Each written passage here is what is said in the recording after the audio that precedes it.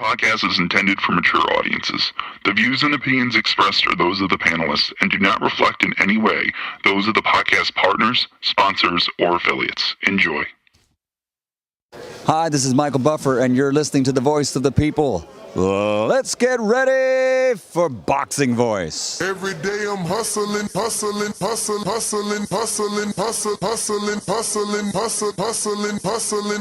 Every day I'm hustling. Every day.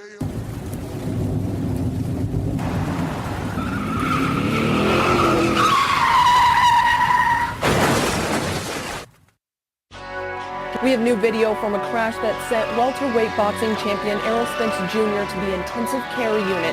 The crash ejected the boxer, but miraculously, he is expected to be okay. TheBoxingVoice.com. It's been a miracle, and I'm a blessing from God that, I haven't had anything serious that would have me out for a year or two, or just would have been, ending my career. None of them guys wish that I wasn't back so fast, but I am back, and I want to fight the top names in the division. I have to ask you about your eye. We were all worried about you when you had to pull out of the Manny Pacquiao fight. I want to fight, so You could have got that. yeah, one eye. I got another eye. WBC and IBF welterweight champion of the world. That's why I sound back, and I told people I didn't want to tune up fight. I've been getting a second chance at life, and I've been getting a third chance at boxing. Nobody's avoiding Terrence Crawford. It's big fish on this side too that, I gotta fry. Like I said, I'm gonna get these belts over here, then I'm gonna come take Terrence Crawford belt because I said I'm gonna be undisputed welterweight champion of the world. SDS Promotions. What up? Welcome back, ladies and gentlemen. Welcome back to another morning edition of the Boxing Voice Radio. I am your host, Nesta Gibbs. Find me on TikTok at Nesta Gibbs, but catch me on Instagram and Twitter at NestGCO. Today, I'm joined alongside Adrian Rowan, a.k.a. The Coach. What's going on? Hey, Champ! Hey, I'm in Vegas. Seen a little bit of Fremont Street. It was beautiful. The lights. Ain't got no sleep because I got on that late ass flight. But I'm here, ready to talk about the Errol Spence fight. Ready to call the fights. I'm excited. I'm glad that you obviously were available and could make it out. You are definitely part of the community, and I'm sure they're going to be excited to see you here in studio doing your thing. But I see you got your old school boxing club shirt on. Talk to us a little bit about your boxing club, champ. Man, it's going well. My fighters are getting victories. Carlos has gone on to be undefeated so far. We're fighting in Arroyo, Illinois on the 23rd. Kevin's gone on to wins. So, it's going really, really well. Really well. We're opening up a second location out in Fort Atkinson, so we're going to start doing that.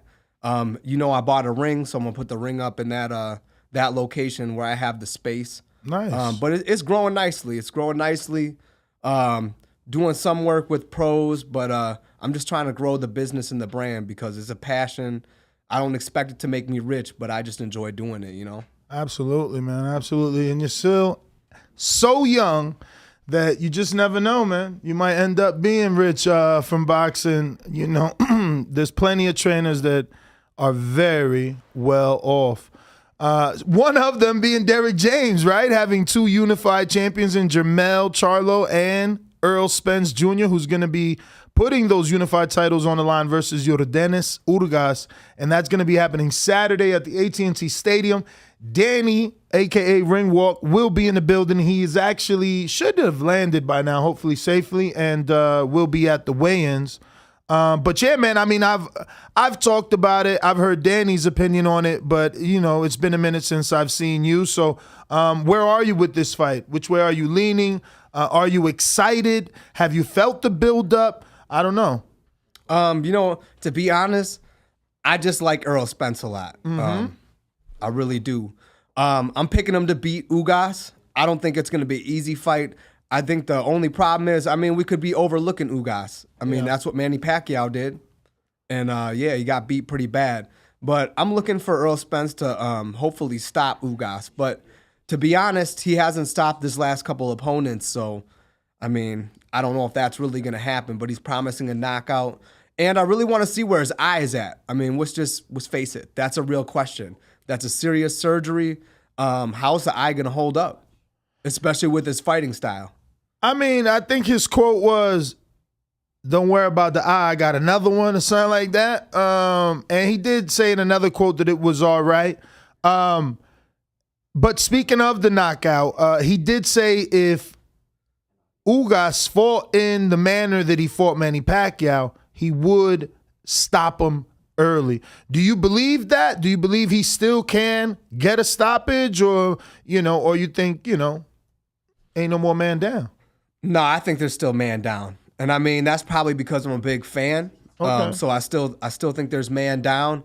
I just don't know if Ugas is another champion. He did beat Manny Pacquiao. Yeah, we can say that Pacquiao got old overnight, but that's still Manny. That's the same Manny that beat Keith Thurman. People need to remember that. And Ugas handled him. He outboxed him. And I think his style could be tough. And I think a fighter that doesn't want to get put out isn't going to get put out. I mean, look at Ryan Garcia's opponent. Shit, he just ran the whole time. Like, he wasn't going to get knocked out. You know what I mean? So I think when you got a good fighter who realizes that maybe he could be stopped, I mean, I think some of those fighters are good enough to control, like, whether or not they're going to get knocked out or whether they're going to try to make it the distance and just fight to survive or try to get a points victory. I mean, they're both champions, so to me, there's not too much bias. The only thing is the politics of we know what fight most of us want to see. And if Ugas upsets the apple cart, Which is what exactly? Bud versus Spence. Okay. We all want to see that. It needs to happen. No, I don't know. There's some people out there that want to see Crawford versus Thurman.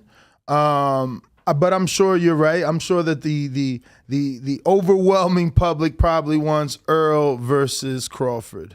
Listen, the more and more we push it off, it's going to be like that Pacquiao Mayweather. We're just pushing it off further and further and further. And we're giving them reasons.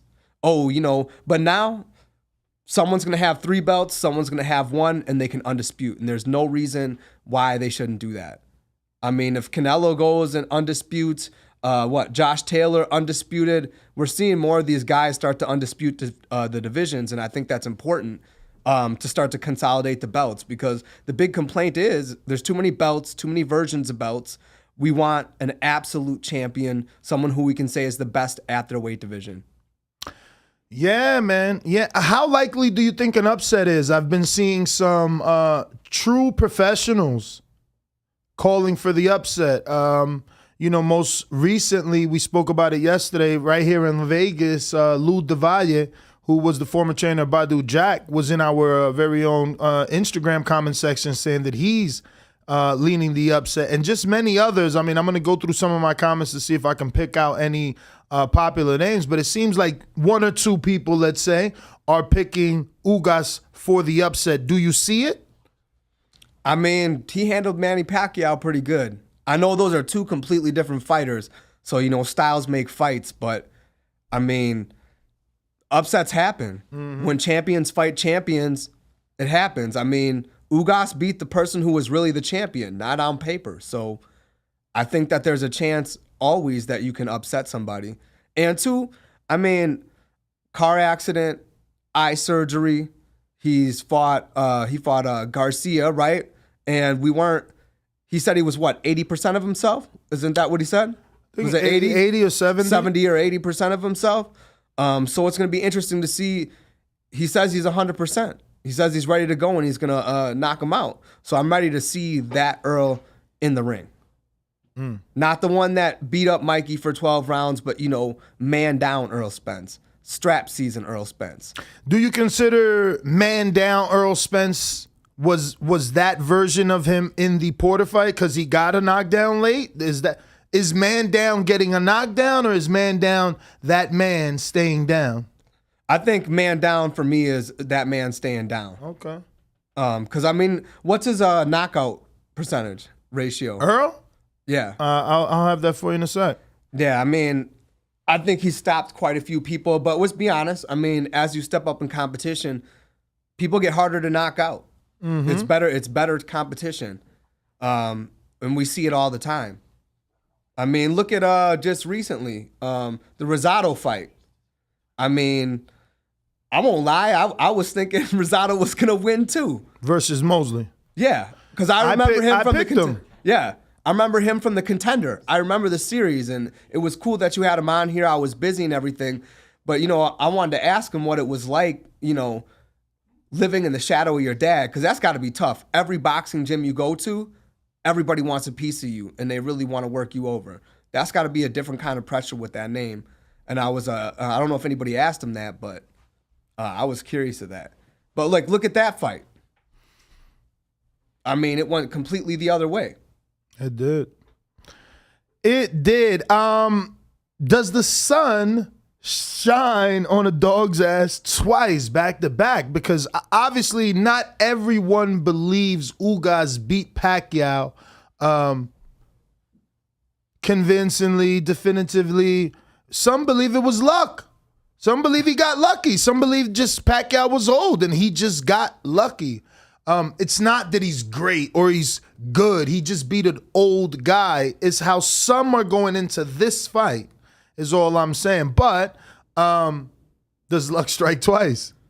I mean, we'll find out. I don't think luck strikes twice. I think if you get lucky, you get lucky once. I mean, look at Buster Douglas. I mean, let's be honest. Let's look at Andy Ruiz. Okay? Look at those guys. Yeah, it happened, but they didn't follow up. Yeah. Now Ugas has to follow up because think about it. He really put himself in position. He beat Manny. Let's say he upsets Spence. Now he's in line. You sound good, but I still want you to get closer to the mic so you can sound a whole lot better. I got you. But if he does that and goes undisputed, I mean, I think that would be history.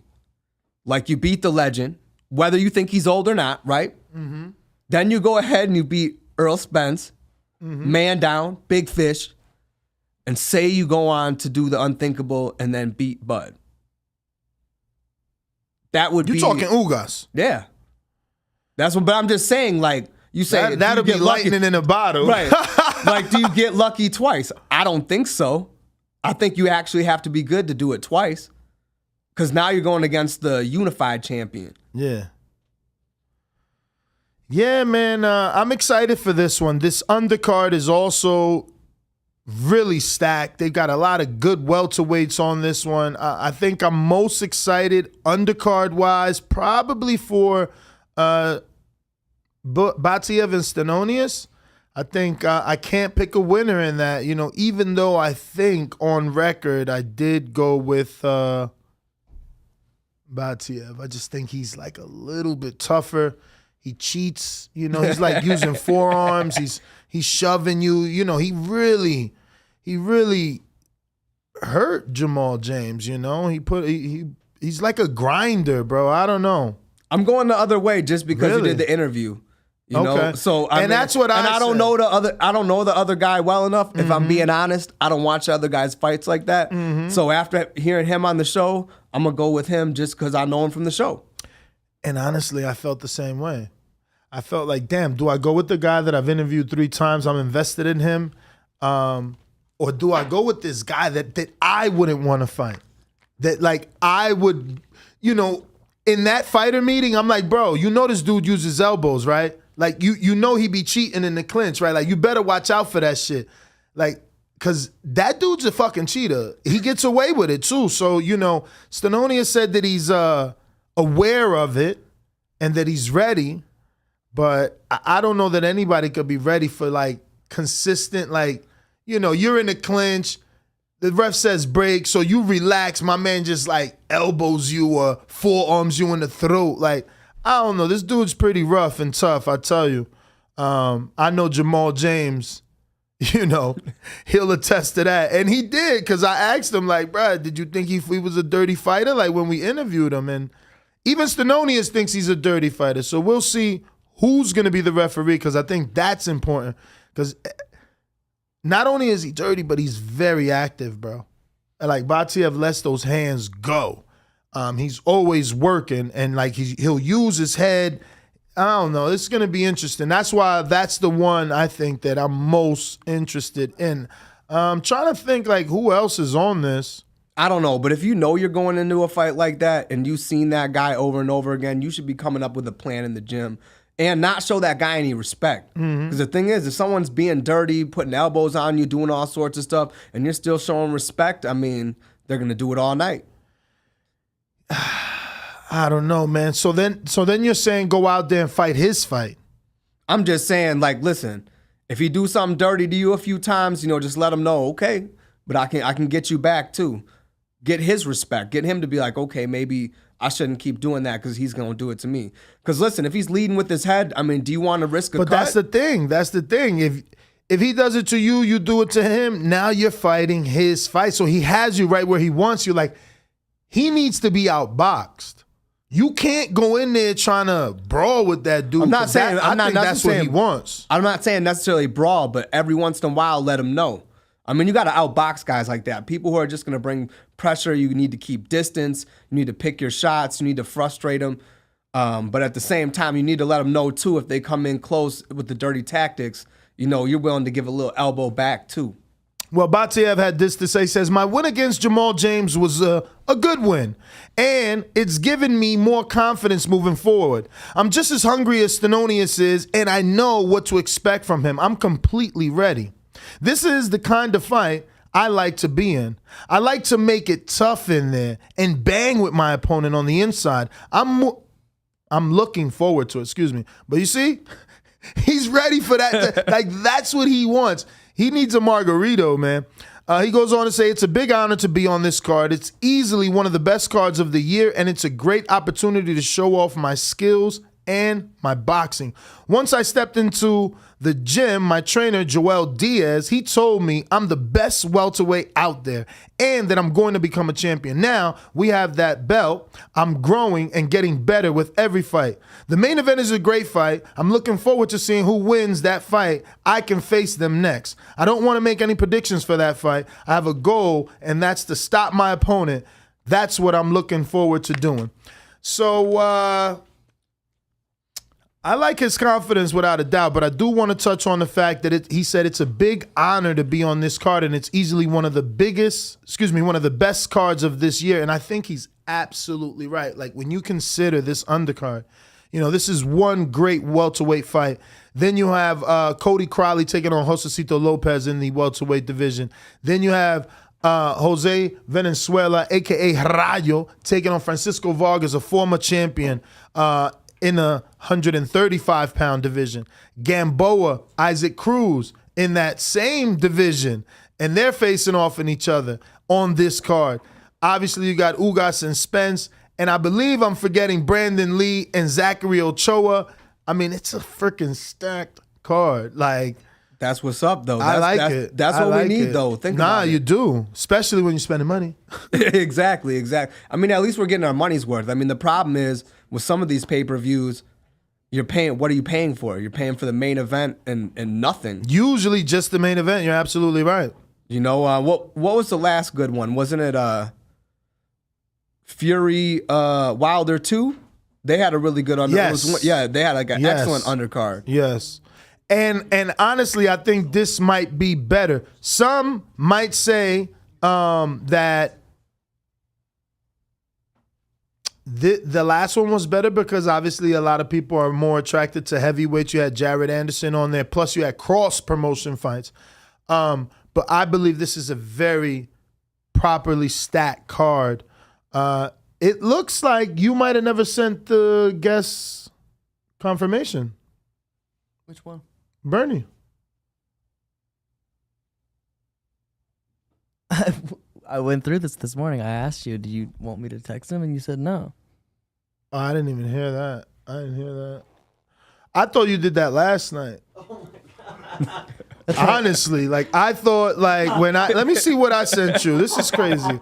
All right, maybe it's me. Maybe I have a lack of communication or I'm not direct enough. It's all good. It's all good. Maybe. It's no biggie. Look, it would have been good to get him on. Maybe he'll still come on. Let me see. Yeah, can you put him anywhere between 6:15 and 7:45? You said this is for tomorrow, right? I said yes. You said word. Got it. I thought you just been on the calendar and that you told him. But how can you just put him anywhere without finding out which time between those times work for him. I thought that's what you were gonna do. Like what I asked you, was there a window? And this is cool. This is like, look, he's recording, but it's not really necessary because this is live, so there's no behind the scenes. But yeah, all right, I'll try and be more direct. That's why I gave you the login, so you could have just finished the conversation with him. But because he said send me the info, so we never sent it. So we might as well cancel that Zoom because I'm sure. What time is it in Mountain Time? What's that? Nebraska is what time? You I think it's Mountain Time. So they're 1 hour ahead of us? Mountain Time is an hour ahead. Yeah. So it's 7:25. I mean, we could try him, but we're really booked this because if he's not on time, we're gonna run in. Don't we got a 7 o'clock or 7:30? We got 7:30. All right, we could try him. Yeah, live booking. We're gonna get this right. We're gonna get this right together as a team. That's again my bad. I thought it was like, you were just gonna check most of these because there's a lot here to like. Okay, that's clear now. I'm gonna miss Kian. You're gonna miss me when I'm gone? Yeah, I mean, you're not gonna. Once the other guy comes, you're gonna have to leave. They pull you in so many different places. He's not just a producer. That's the sad part. It's like I said, he's like Little Pat and shit. So, he won't be here long. I mean, I think the card itself, it depends on what weight class you like. Like you said, I mean, if you like the bigger guys, you like the last one. Mm-hmm. If you like the welterweight division and smaller divisions, you're going to prefer this one. But either way, I mean, at least we're getting our money's worth. All right, so because of that, so who is coming on without a doubt is Xavier Miller, the trainer of Dillian White. Dillian White is taking on Tyson Fury, and that's happening at 7:30? No, like 6:45, right? Today we have Dewey Cooper and Jamar Pemberton. All right, we have a real lack of communication here. What? Let me go through these texts here. Let me kill Kian today. But yeah, I can't wait for the fight though. I mean, it's been a while since we've seen Errol Spence fight, for me at least. Like, it feels like Garcia was a long time ago. Garcia. Oh, yeah. But Mikey you talking about, right? Nah, Danny. Oh, you mean the last fight? Yeah. Okay. It has been, isn't it, a year? Yeah, it feels like it has to be like a year. Probably a little bit more. Because he was going to fight Pac, then he got the surgery, and then he had to heal from the surgery. Yesterday, 2:30 p.m. What? I'll just put a nice exclamation point on it. Yeah, to go for it. I let everyone in the studio know. You see it? It's all good. We're going to make it work. So Dewey Cooper's coming in at 7:30? We're fucked, man. Well, I mean, we're probably still good because this is 2:45 London time, which is, I believe, 6:45 our time. So we'll make it work. We'll give him that Zoom link from earlier. We'll make it work. It's all good. Oh, so I told you you're pulled in many different ways. There's no way you have to demand an assistant. There's no way, bro. No, we just shouldn't be doing this over text. Why not? Well, you're the only one that can add, so I have to text it to you. Okay. But also, we just have the Zoom. It's like always open. So he can just, if he's there, we'll just be able to open it up. No. I'll just give that same, that's what I'm saying. I'll give that same Zoom link to X. And let him jump on that. And we should still be good because he's 6:45. So we're 20 minutes out. 20 minutes out. We having a rough morning. Ain't nothing. Ain't it Friday? It's Friday. Right. Look, we got a super chat from Chick Chickarelli. Chick, I just did my bio. Guess what, guys? You liked it? Very much, or you've seen better? Let me see. It was all right. Ooh. That was pretty good. Let me see. Did you not read it? I read it. Well, because I was about to, the people know that I haven't spoken to Mario since fucking Border Wars, but I did reach out and give him this paid opportunity to get this stuff done for my producer, Kian, that we needed. And I don't know, Kian, you didn't like it? No, I liked it. It's just, it was long, dude. Oh, they do call Mario long-winded. That's always been a thing, I promise you. But I feel like he got everything. You know, and that's why I chose him. He knows us from the beginning, and that's what you see in there. I like it. Is it too much information, though? No, because I think that Chick, what is it? Chick Chickarelli is gonna condense it, so that's his job. Oh, really? Yeah. Okay. Speaking of Chick Chickarelli, he sends a nice, fat $10 super chat. He says, thanks a lot, Adrian. Sarcasm. Now you're convincing me that my Ugas underdog bet is based on him being lucky against Pacquiao. Now I'm rethinking the upset. Laughing out loud emoji, crying out loud emoji. And what is that? Is that like, you're younger than me, Trav. I need you to look at that emoji. Austin, what is that? It's like he's like in a daze. Yeah, he's like, oh, I don't know what to think. Oh, that's like that emoji. I mean that the meme. Hey, bro, why does that sound like a farm animal or something? These sound bites. Don't worry, Chick. It's just an opinion. You know, I mean, you gotta bet based off what you think. I'm just saying. Yeah, man. I mean, listen, underdog bets, you should never be afraid to put something on an underdog because if you hit, you know, you're always in the green. Just, you know, bet responsibly. A little $10 bet on the underdog never goes. It can never be wrong. I mean, what is Ugas? He's got to be like almost a 4-1. You know? You know, I have no clue. You know, I still don't bet yet, Ness. Wow. I know. You know what? It's funny. My girl tells me, she's like, you need to start betting. You're picking right. Like, we could be winning money and you're just not betting anything. Exactly. So look at that. Ugas right now is a plus 430. So even if you like bet $10, you make $43 plus your 10 back if he wins. We have something there? Oh, no, it's just showing. Oh, you're showing the betting lines. Yes, thank you. So yeah, it's like, if you believe in the underdog, bro, you bet a pack of cigarettes or less, you know what I'm saying? You're still going to quadruple your money. Like, are you mad because you wanted to bet more? That's on you, you know, because yes, 100 on this line is a lot sexier. You put 100 on that, you make 430. 430 plus your 100 back. So, you know, that's pretty good. But check this out. The over is minus 290. So that means the bookies think this shit is going all the way to the final rounds, you know, because under 10.5 rounds, meaning someone knocks someone out before 10.5 rounds, that's at a plus 235, which is high. So they're trying to entice you to bet on that because it's high, because it's like you put 100, you make that 235 plus your 100 back. So it doesn't look like it's likely that this knockout happens. Not to say that it doesn't, right? You know, Earl can still shock us, but according to the bookies, there will be no knockout. Didn't you have the guy who came in the studio and said he's hitting harder than ever? That was Marvis Jarvis, yes. I was trying to get him in studio. But he's busy, man. He's got a couple of guys on the undercard. He's a trainer as well. So couldn't get him. But he's got a huge YouTube channel. He's got like 325,000 subs. He be doing like skits and shit. He on some acting shit. I got you. It's pretty dope though. He's doing his thing.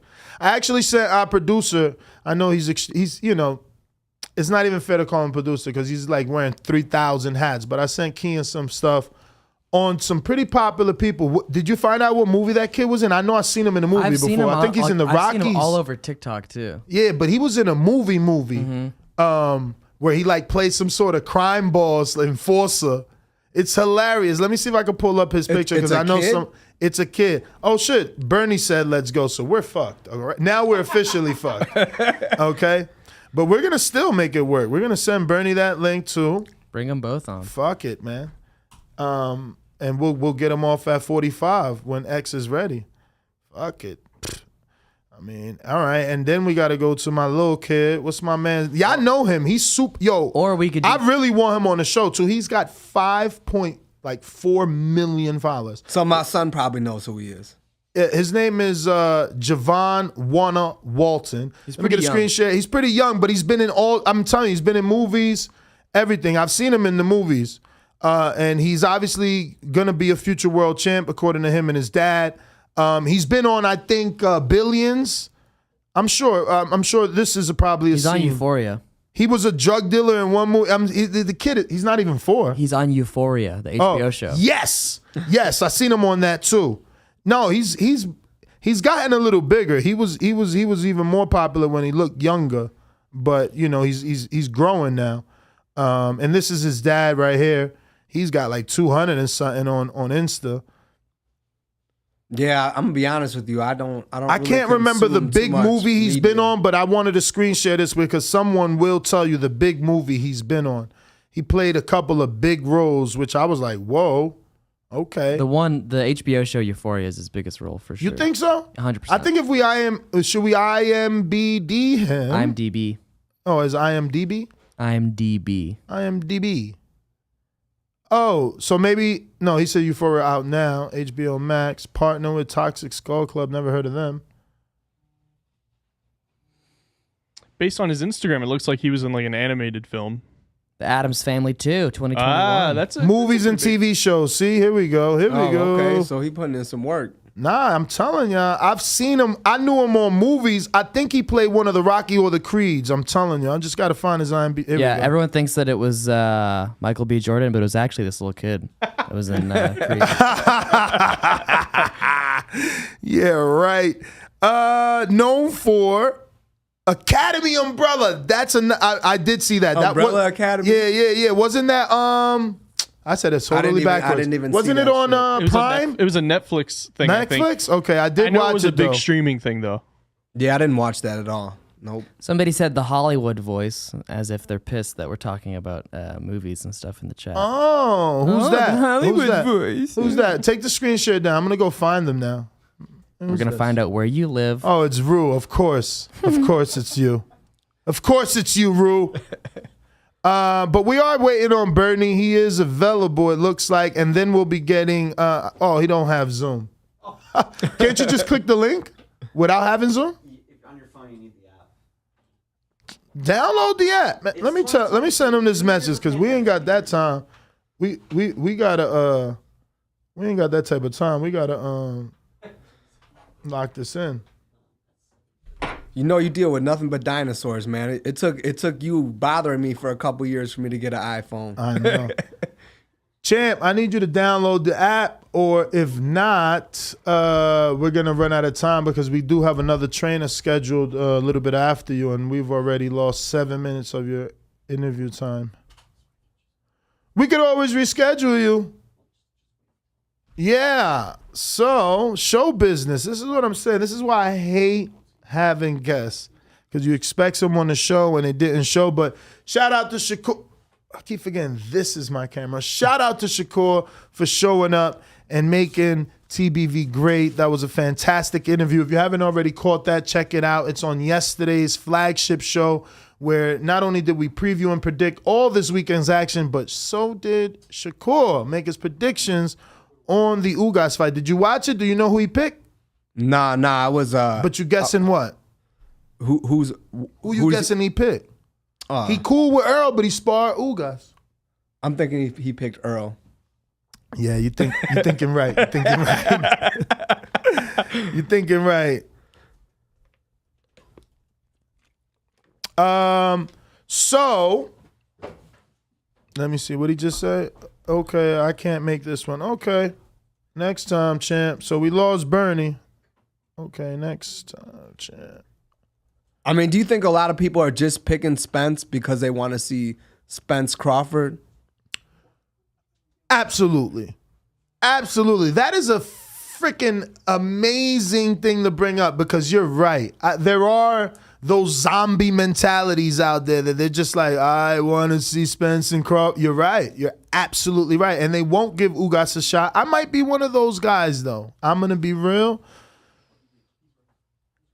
Only because I do this show and I've been in boxing so long do I want an upset, because I know it's good for the sport. It's like something fresh.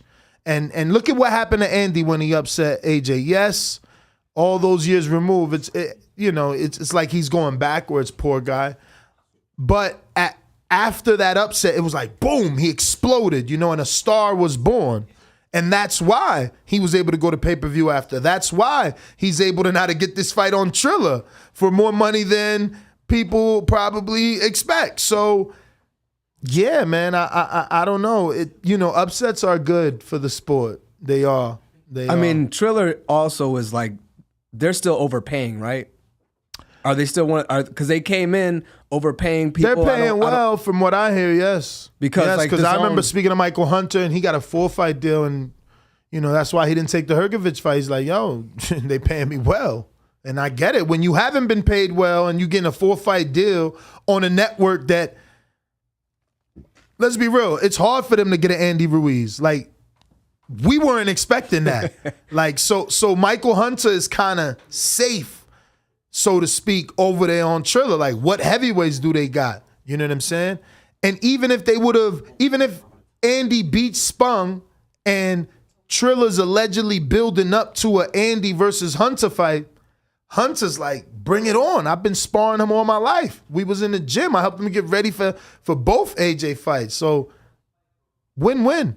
Win-win. Right. I mean, they're getting paid. It's just like when Dazn came in and overpaid people. That's the thing.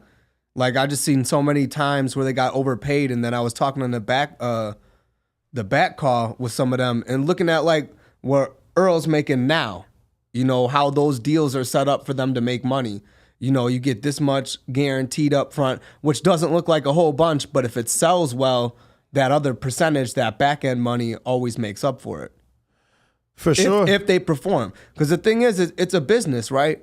So when these guys come out, they do their press conferences, like even with touching on Dillian White, not showing up to his press conference.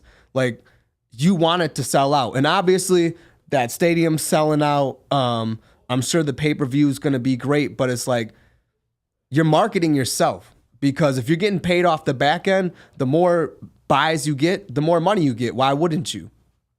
Yeah. I'm with you.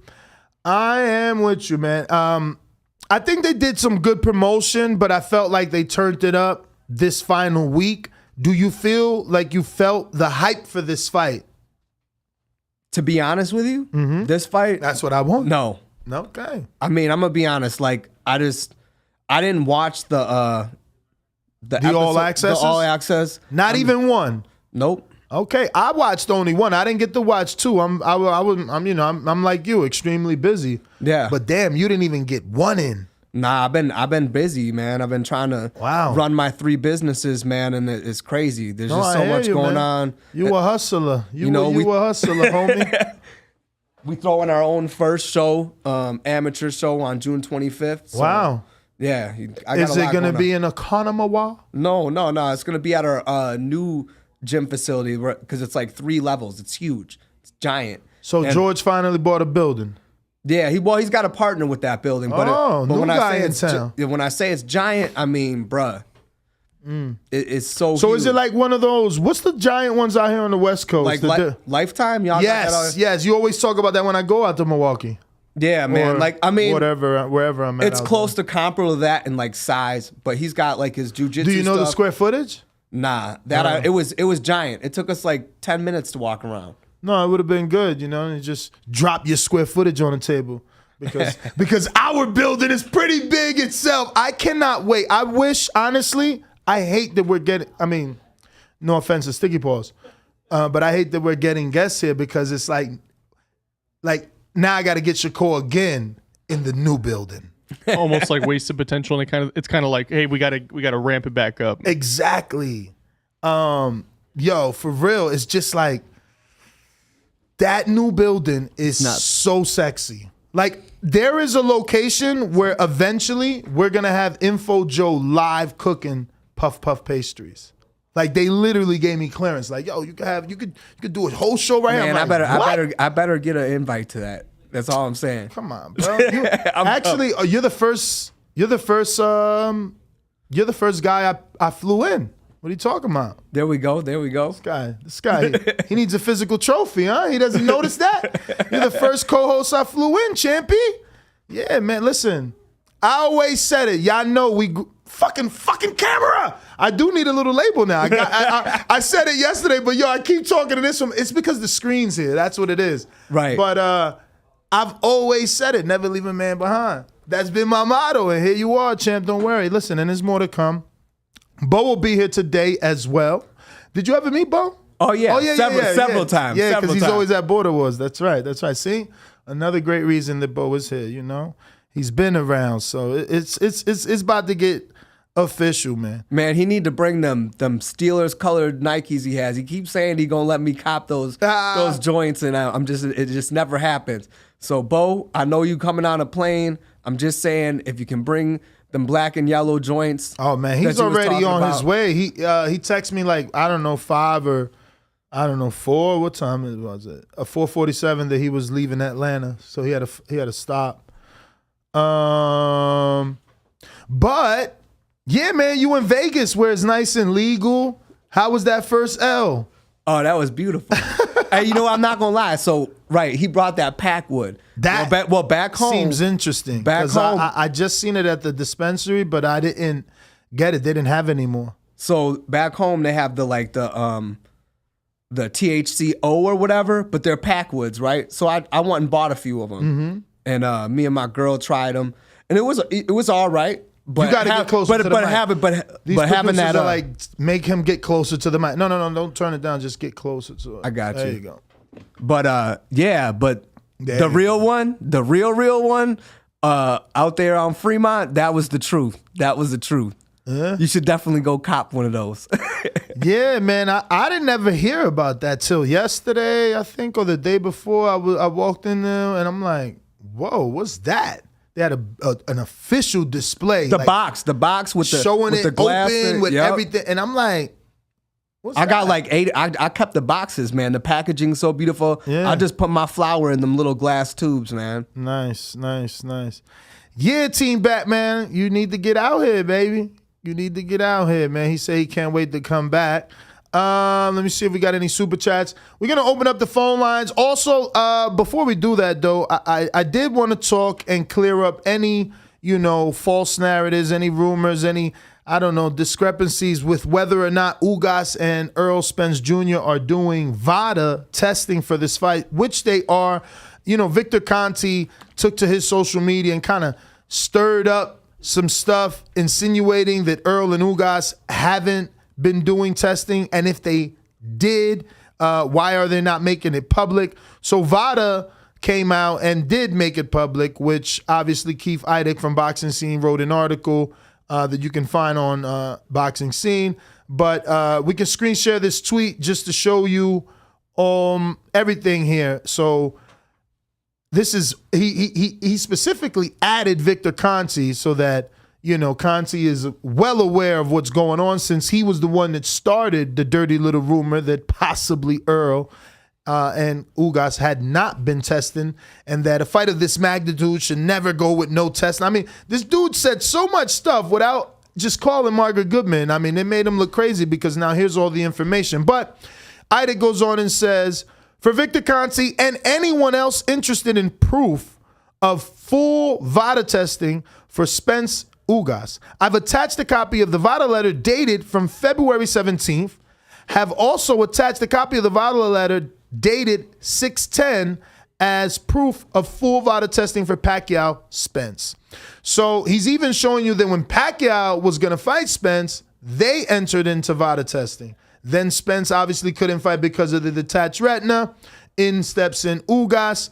And now Ugas beats Pacquiao, so he's showing you the letter of Ugas and Spence VADA testing. So I'll just superimpose these so you can see Mr. Errol Spence, Mr. Yordenis. Oh, why they got an A at the end there? Look at that, Yordenia. I wonder if that's his real name on his birth certificate and he just fixes it, because you know how it is, right? Yeah, Mr. Yordenia. I'm going to ask him that. Ordenia, what up? Yo, and this is the other one when he was fighting Errol and Emmanuel Pacquiao. So, yeah, man, all you dudes that's worried about Earl's puffy nipples, stop looking at his nipples like he tells y'all, man. Fuck wrong with y'all. Consistently thinking he testing positive. He gotta do this every fight. It's sad. Like, the dude never tested positive. He keeps showing he's on VADA, but every fight he's got to prove that he's on VADA. It's like, bro, he's just strong. He's just a big country boy. Like, it's not cheating. He's just a healthy kid. I mean, but don't certain sanctioning bodies require that you do VADA if you fight for the titles? WBC. Meanwhile, they still think he's cheating. Okay, because I was going to say, I know one of those sanctioning bodies, like, you can't fight for the belt without it. So, I mean, at the end of the day, too, I mean, he is strong, and they call him a weight bully because, I mean, the fact that that dude can walk around at 185 pounds and shrink down to 147 is amazing. Especially when he was talking about struggling making the weight and having issues with his drinking before. I'm like, man, but you're still cutting 40 pounds in one camp. I mean, that's ridiculous. You got to work really, really hard to do that. And have one hell of a nutrition. For real. You would know about nutrition, man. What are you, about to be 40, no? 38, I'll be 39 soon. Still killing it, man. Shout out to you. I wish. Yo, this producer. Yes. Yo, you like that? Absolutely. You like that, huh? Yeah, no, we cooking up some shit. We're not going to say man. what it is. No, because we got to get these things confirmed or it leaves the audience flat, expecting. So that you build their expectations up, then they don't get that big wow. And it's not cool. All you got to do is get beastie, Nest. It's just consistency, man. Just be consistent. It is so hard. Listen, I started going to the gym out here and I've lost a little bit, but it's just so hard, it's like ground zero all over again. It's like starting TBV all over again. So like after this, I'm having meetings, we're talking and strategizing, just trying to grow, And, can I give you some advice on how to do it though? Because I'm a busy dude, right? Yeah. And don't get me wrong, I get him a personal trainer. I'm in the gym. I'm at the boxing gym, right? Mm-hmm. But what most people don't realize, when I'm at the boxing gym, do you think I get my own work in? No. I would hope. How? I mean, I might spar some rounds with him, but that's about it. I'm holding mitts. I'm teaching stuff. You know what I mean? It's 3 hours of me working with other people. Mm-hmm. You know what I mean? So I got to show up to the gym early to get my hour in. I got to get up early. You just got to plan your workout, your day around your workout instead of planning your workout around your day. Shit, I can't do that because work is my day, and that is number one priority for me. Like you seen, we did 2 shows on Sunday, which is something I don't normally do. I do that. I'm doing that and want to do that more often now because I'm out here. I gotta grind. Obviously, I see the Corvette. I see it. I see you grind. I see you grind. I didn't even know how to open the door.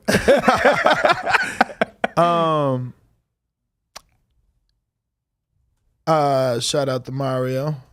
But I'm just saying, bro, you get some bands in here, little thing in here, quick 30, 35 minutes. You just got to be motivated enough to do it. I'm sorry, fellas. This is a lot. I'm getting a lot. This is the beginning. I guess in time, it ain't gonna be this rough. It's just so new that you're getting bombarded. But it's such a great, great feeling to be overwhelmed, right? Like yesterday, we had Shakur, and that really opened up some doors. Like we started getting DMs from some legendary fighters, like, yo, what's your address? And put me on a schedule. And I'm like, well, all right. Well, all right. I like that. So it's just it's just the beginning, but it's getting good. What do we got? We got a Zoom guest? Is that Xavier Miller? Should be Coach Miller. Hey, X, what up, champ? Can you hear us? All right, so you can hear us, but we don't hear you. Oh, how about now? We do hear you now. What's going on, Ness? How are you? Are you in Portugal? I am, man. Oh, man, you guys are living out there now. I'm telling you. I'm telling you. Listen, I want to go out there. When is this fight again? April 23rd? Yeah. Oh, there's no time for me to make it out there. Man, if he wins next fight, I got to go out there. Now that I got some guys that'll send me, I need to come to Portugal, baby. I want to see Portugal. You just want to be an setup. island The boy. setup is amazing, man. It's amazing. Everything's on site. Everything. Yeah. Beautiful, man. So I want to talk about your welterweight, man. I don't want to butcher her name, but I do want to speak about it because we had Jessica McCaskill in studio, and Alicia Bumgarner was running around these hallways. Obviously, she's not a welterweight herself, Bumgarner, but McCaskill is. And I don't think there's a bigger welterweight name out there right now than McCaskill, other than the older females that came before her, like a Cecilia Baracus or what's the girl that from Costa Rica, married to Brian Velasquez? Oh my God, Hannah Gabriels. But yeah, man, tell us all about your welterweight. Yeah, listen, she's a super talent, and she only had about 11 amateur fights, but she won them all. Quite a few knockouts as well, so really excited about her. Dillian's now managing her. She's already had that, informal meeting with Eddie Hearn. So, she's quite forward. She's already told Eddie what she wants to do. She's ready to go. And, Dillian's excited about her as well. We need more ladies boxers with that power, to that explosive power. She has that, but on top of that, she's got really good boxing skills. Very, very marketable. Speaks really well, and she just left a few days ago. Actually, she came out to camp, and it's been difficult for all my fighters from my gym, over the past over 2 years, because obviously I've been spent the majority of the time here, but a lot of them have come over, and listen, in this game, if you're not willing to make sacrifices, you ain't gonna make it. So, it is the way it is. And her first name is Sadema. Sadem. Oh, Sadem. Sadem. Yeah, we're still working on a nickname. Everyone keeps flying because some people call her Auntie, and I say I don't want to keep that. But Wait. They call her what? Auntie. Nah, that sounds like an old man. No, you can't do that. No, you making her sound old. But it's what I'm saying. But in that culture, it's quite normal to say uncle, auntie, cousin, whatever. But especially because when she does fight, she's going to bring a huge following, and it's going to be a lot of her people as well. So she's from Ghana, so. Look, the girl is just ready, man. I just can't wait for her to get her debut, and she just one of the many that I'm excited about coming through. Wait, so she hasn't had a pro debut yet? No, she hasn't had a debut yet. No. What? No. Has she won a national tournament or in her amateur? She won. Yeah, man. Yeah, she won the Box Cup. She won the Box Cup twice, actually, outright. She won development championships. And, before she went to the elite, she decided to turn pro. There was a lot of issues with the amateur system, obviously, because of COVID and so on. So, she's ready to go. Coach, but I thought we spoke like a year ago and you was looking to turn her. I know. But this is the problem, in general. Dillian's progression has been amazing. He's picked up a lot. He's learned a lot. But, the rest of the guys at the gym, a lot of their careers have been kind of put on hold because I'm not in my gym.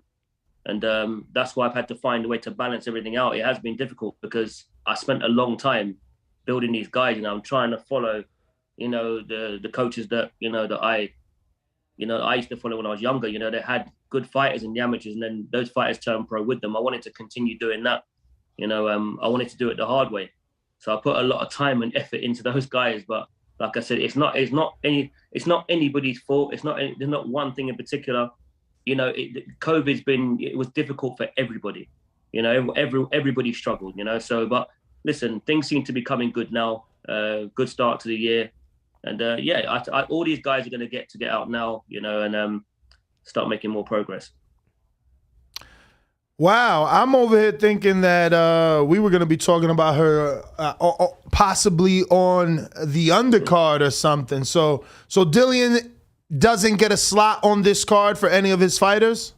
That's all. That's all Warren. There's no. Dillian's got quite a few fighters. None of them are going to get a chance to get on there. You know, that's promoted by Warren Queensbury and so on. So, you know, Okay. listen, we're the B-side. We're the B-side.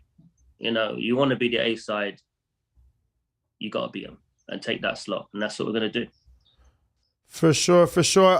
But before we transition into Dillian, I do want Austin's go ahead and screen share Sadem Amaz Instagram for anybody who isn't following or can do so. So, Coach, when are you expecting a pro debut? Oh, in the next 4 or 5 weeks. Oh, okay. Not long now. On a televised card or that's what I want. Well, that's why I'm not willing to take anything, because I wanted to get that TV exposure from a pro debut. I don't want to. I've had to build a lot of my guys on small shows, and that was I did that on purpose because I wanted them to learn the game. But you know, boxing's a bit different now. You don't necessarily get the time to do that anymore. So my guys are going to go straight on TV now. So, and I want them to be one of those fighters. For sure, for sure. Well, let's obviously it's changing to you being in Portugal, training Dillian Whyte. Things are different. He's usually the one promoting the fight. He's usually the one talking and on social media. He's gone dark. He's not really posting. Is that shocking for you? Or did you find that pleasantly surprising? Listen, obviously he did that Zoom call yesterday with him and Fury, and you know, he basically made it very clear. You know, there was things that weren't necessarily right, weren't comfortable with certain things. So until those things were in black and white, you know, we weren't going to go forward with what we're supposed to be doing. But look, he's doing it now, and for me personally, it's been a bit of a blessing because I've been able to focus, and he's been able to focus all his time on this training camp. It's been a long one. And so for me personally, I know, obviously, listen, you know, we need to build the fight. You know, you need to do what fighters do, you know, what promoters do. But I don't have any control over that. I've got control over the Dillian and his progression. And I stay in my lane. I'm his coach. I'm his head coach. And I've done my job. I really can't speak about the legal battle between this person and that person, because there are things that are still outstanding and ongoing, and I don't get involved in it. But Dillian has been focused, 100% focused on this fight, on the training. You know, he knows the schedule. He knows the boxes that we're trying to tick. And full credit to him, with all this going on, he only cares about fighting. Coach, have you spoken to the WBC or any representatives? And do you know if you will be awarded the trainer's belt if you and Dillian get the win? I haven't spoken to anybody about that, but are you even though those things, again, those things, honestly, there's like, for me, like I just care about the boxer. You know, I think the focus should always be on the fighter. I'm not really interested in, you know, what they want to award to a trainer and so on and so forth. You know, my fighters know what I bring to the table. They know how technically good I am. You know, they know my background, and it's more about what they think about me.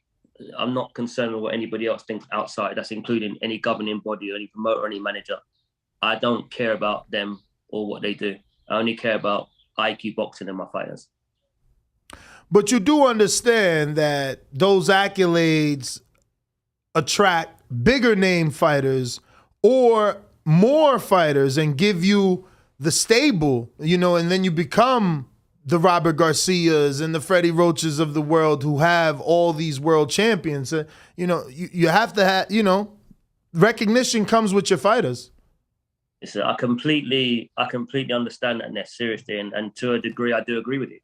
But for me, what matters more to me is the time and the effort I put into the fighters at my gym and trying to get them to be the best they can be.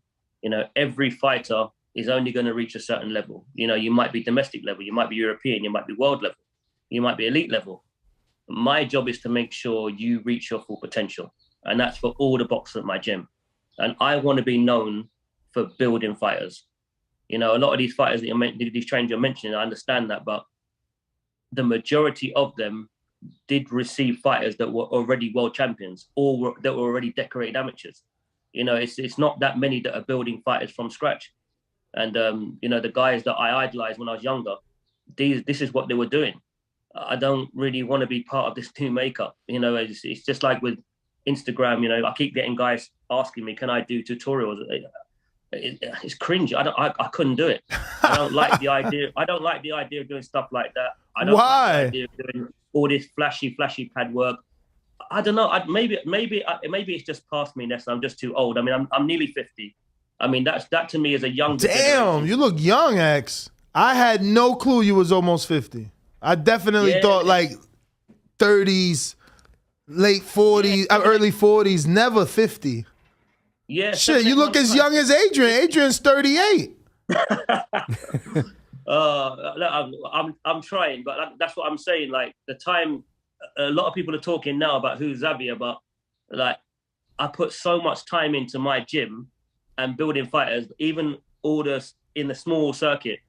Everybody knows me in that circuit because they know exactly where I've come from. So when I'm here, they know my journey where I've come from. I'm not somebody who had a dad in boxing or a brother in boxing, or I'm a friend of somebody who's an elite fighter. So all of a sudden I'm thrust into the spotlight. No, that's not where I've come from. My journey's authentic. You know, I've been doing this since I was a kid. And that's what I want to be recognized with my fighters. When they get up there and they perform and they look good, you know, that's what matters to me. That's what makes a coach look good, is how your fighters look. It's all good getting fighters who are already ex-world champions or guys who have come off the GB system and they get sent to this trainer, that trainer. You didn't build them. So I appreciate and respect their journey, just as I want mine to be respected. I got James Valdez in San Antonio, Texas, that says, who else are you currently training that we need to keep an eye on as an up-and-coming champ? Well, definitely Super Yusuf Kamari. He's the only fighter that I've built off of my own boxing style, the way I used to box. I did have one other fighter before him who was just as good as Yusuf, TJ, but unfortunately he suffered a dislocated shoulder in an amateur tournament, and then he was so good that I switched him southpaw, but then the other shoulder had a dislocation, so he retired before he could get seen on the scene. But they're the only two guys I've taught to box with that style. You know, my coach was, you know, he was born in Malta, but he used to work at some gyms in Detroit. So that style is very comfortable for me. The other guys, they've got their own style. Because you've got an amateur gym, you come across different styles, and of course all different sorts of styles. So there's not a style that I can't work with. But yeah, that's one guy definitely who, you know, definitely I'd say in the next couple of years should be able to win a world title. I've got a lot of guys coming up. I've got a guy called Jesse Brandon. You know, he'll be making his debut hopefully in the next 4 or 5 weeks. I just you know, obviously, so we've mentioned to them already. There's a lot. If I would sit here and mention all the guys in my gym, we'd be here all day. But you know, I don't want to just single anybody out in particular. But obviously, Yusuf's been on Dazn, he's been on Sky, he's been on Matchroom, so it's not going to be hard to find him and where he is in his career at the moment. You know, and trying to get Kid Galahad in the ring right now for Yusuf, because Kid Galahad just moved up to super featherweight, and he was supposed to fight Castaneda, who Yusuf just last boxed, and they gave the decision to Castaneda on a split, which was shocking to everybody because Tony Bellew, Darren Barker, all the Matchroom had Yusuf winning that fight by at least 2 or 3 rounds.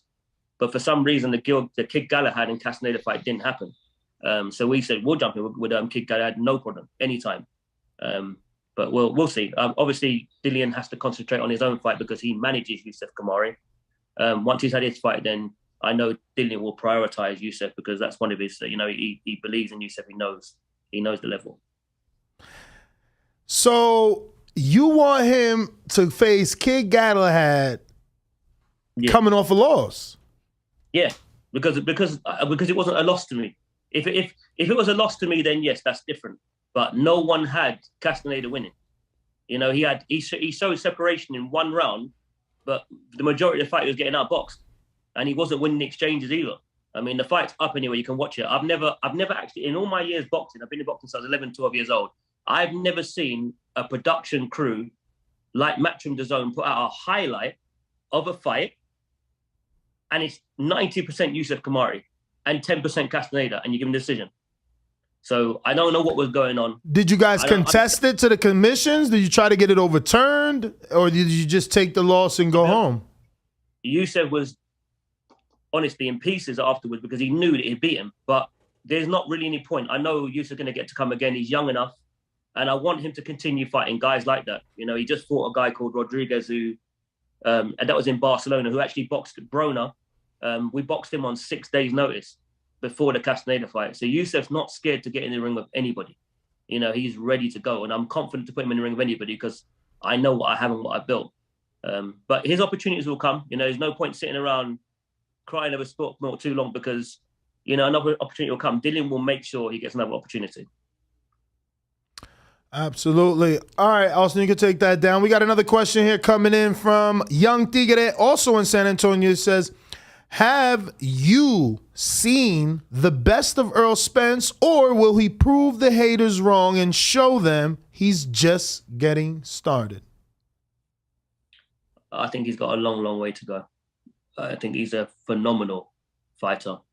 You know, he's one of the best out there. He's easily top 3, 4, 5 pound for pound to me. He's consistent, and you know he likes stiff competition. You know, he keeps getting in with good guys. His resume is great, and as much as I like Ugas, from what I've seen of him, seen him a couple of times, I think he gets hit too much, and I think Errol will.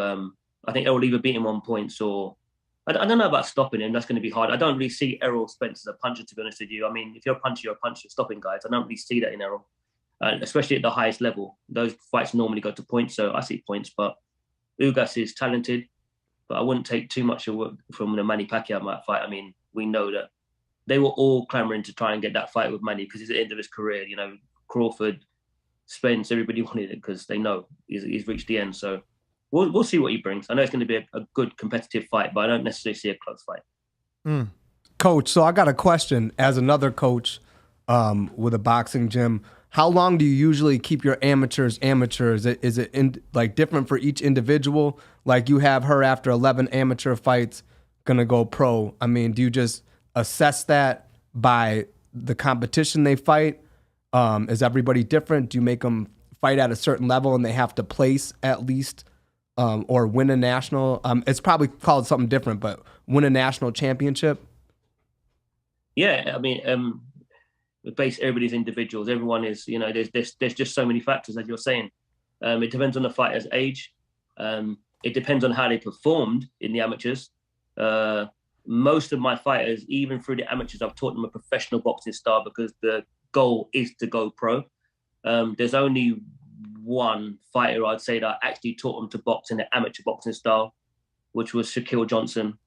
Yeah, it all depends on the fighter. I mean, in my head, I did have a figure. You know, I like between 20 to 40 fights, and I'd rather turn pro early and then, you know, just watch the progression, get them the right fights so they can understand what it is to be a pro. I'm not into this hundreds and hundreds of amateur fights anymore. I think we kind of seem to be getting away from that now. But again, it depends on the schooling in the gym. If you're schooling your fighters to be pros, they don't need to spend years and years and years in the amateurs. If you wanted to go on and do things in the amateurs and win tournaments and so on, then you should teach them an amateur boxing style. So, you know, our gym was open to create pros. So obviously, he's a trainer himself, and where's your gym? Where's your gym, man? It's in Watertown, Wisconsin, and then I'm opening up a second location in Fort Atkinson. Is it an amateur or a pro gym? Well, I work with some pros, but I'll be honest, I train my amateurs more pro style because they're serious. The kids who are serious, and I got a 16-year-old, an 18-year-old. Carlos is trying to rush, but I want him to fight, you know, a certain amount of fights, place in a national level before he decides to do that. Because I basically told him, like, you can be one kind of champion or another, depending on what level you get to. You can just be a local guy and be good locally and sell some tickets, you know, be really selective about who you pick to fight. And, you know, not to say tin cans, but guys that you know are more beatable and have little local titles, or you can really make a run for it, see where you're at, and try to go for, you know, a world title at some point. But I'm teaching them all pretty much a pro style. I mean, I don't really teach the amateur style, because my whole point for that part of the program is if you're going to fight, I want you to fight to go pro. I want to show what I've taught, and I'm learning. You know what I mean? I'm only 38, so I got a lot to learn, and I'm growing with them. So it's a good experience. But you know, we're just getting it up off the ground. We've been winning tournaments. We've been winning shows. One of my kids already went to Silver Gloves. We didn't get the win, but I mean, he fought somebody in his like second fight who'd had like, I think the kid had like 60 fights, and he came out of California, a much harder region than the Midwest. But the Midwest had 4 girls national champions this year at Silver Gloves, and one of the girls is a 9-time national champion. So, the grade is high, but you're doing the right thing, man. Honestly, just like, and that's what I'm talking about. Like, I know so much different coaches, I know their journey, but the ones that have put the time into the amateurs, or had kids from like, you know, between like 9, 10, 11, 12 up to 15, 16. I've got all the respect in the world for you, because you're the ones that actually made the fighters look the way they do. I know everyone talks about all these other coaches and, you know, you're on TV and so on, you're with this fighter, that elite fighter, but they got handed to you, man. Do you know what I'm saying to you? They got handed to you. Like, a lot of the work, the grassroots, had been done for you. Right, it's like a farm system. That's what I go. Like, it's the farm system. Like, kids come to my gym, I figure out who's serious, you know, who really has it to go. I mean, kids come and go all the time. I mean, I'll be honest. Month number 2, when they actually get in there and really spar, I can usually tell by that first hit or two, you know, when they bleeding and crying. Like, you know, and it's the honesty of having to tell their parents, like, listen, your kid can come to the gym and do this and that, but being really honest with you, this kid probably never wants to fight in the amateurs. You know, he just likes doing it because of the environment, and you keep them on. But if you're here for them to compete and do whatever, like, that's no. And most of them don't come back because, you know, you got the heart for it or you don't. And I always go under the thing that if you don't have a chip on your shoulder or something rough going on in life, for the most part, like, you're not going to like boxing. Like, if there's an easier route, you're going to take it. You know, a lot of my kids, you know, they're hardworking. You know, they're getting it out of the mud too, and I'm just trying to do it with them. Respect to you, man. Respect to you. So, Coach, I wanted to just know, you know, see if you could give him advice on when to turn a fighter pro, because I look back at a guy like Brian Jennings. He only had 19 amateur fights, and you know, I would say that he and his family feel that he's pretty accomplished. You know, he got the fight for a world title versus Vladimir Klitschko. You know, he's been on all the biggest platforms from HBO to ESPN. And I'm sure he's made enough money. And he went from a boiler mechanic to a professional fighter that is recognized worldwide, because even Chisora took him to the UK for sparring, and numerous others. I believe I was in the corner for that sparring. There you go. I believe even AJ brought him in. So that's an example of a person with 16, 19 amateur fights. I believe Peter Quillen is another guy that became a world champion with very little to nothing in terms of amateur fights. So how do you know when it's the right time to turn a fighter professional? Yeah, listen. A coach always knows, because our job is like, we've almost got like a checklist. You know, there's things that we want our fighters, areas we want them to develop, and you know, you're just ticking boxes. You know, over the years that you're training them, and it's usually, my gauge has always been the same. When I want to turn a fighter pro, I will go to one of the most well-established gyms in England. So what I would like, say for example, someone like Youssef. Youssef was still amateur, but I took Youssef down to the Matchroom gym to go and spar Martin J. Ward, Joe Cordina, and Ricky Burns. And he hadn't even had a pro fight yet. So I took him down there so he could understand what the difference is between, you know, being an amateur and being a pro. And depending on how well you get on, then I'd say, you know, okay, I think you're ready. Even if I feel like whether you got the better of the sparring or you didn't, or it was on it even, you know, I will make up a mind from then whether you got the minerals and if you've got what it takes, you know, to be a professional boxer. that hardening, that seasoning. A coach just knows. So that's how I gauge it. I take you to go and spar the best guy. And same with my my welterweight, Yasser Algena. He's 5-0, unbeaten. He's also going to be managed by Dillian. He'll be out in the next 6-7 weeks. But again, I took him down. His first hard spar, I took him to go and spar Ahara Davis at Matchroom, when he was still at the Matchroom gym, just to get a gauge and see exactly where he is. He sparred him again about a month ago, and the development is crazy because the last time he sparred him was maybe about 3 years ago. But that's how I gauge it. I put you in deep. So, Coach, are you excited to go up against a legendary name like Mr. Sugar Hill Stewart here? Legendary to you, maybe, not to me. Oh, shots fired. What? No, it's not. It's not shots fired. It's shit, just, like hell they ain't. listen, if people have got to be honest, until he took that corner, until they had that second fight with Wilder, I knew who he was because I know boxing. But most people don't lie, and you didn't know who Sugar Hill was. You know who Emmanuel Stewart is, yes, but you didn't know who Sugar Hill was. Yeah, but he know who. he brought Anthony Durrell to a world title. I'm talking over there, yes, but I'm talking. Oh, England. you mean globally? Okay. They didn't know. A lot of people didn't know who he was, but now, yeah, and obviously he's done a really good job with him. But I want to test myself against anybody. For me, it's personal. I believe my IQ is higher than any other coach. I believe that I'm the best. If you don't believe you're the best, you shouldn't be in boxing. So of course I want to go up against these guys, and this is why when I met Dillian just over 2 years ago, I said I really want the Tyson Fury fight. This is the fight I see for you, And to me, all this journey has been in prep for him. I can't wait for this fight. So what do you think Dillian does that will surprise Tyson Fury? Because these two know each other. According to the both of them, they've sparred quite a few times, but it's been a long time. So does Dillian still have the element of surprise in this fight? Yeah, I mean, listen, once you spar somebody, you kind of get a feel and know, what they're trying to do in there. Every fighter has habits, but fighters do develop and get better over time.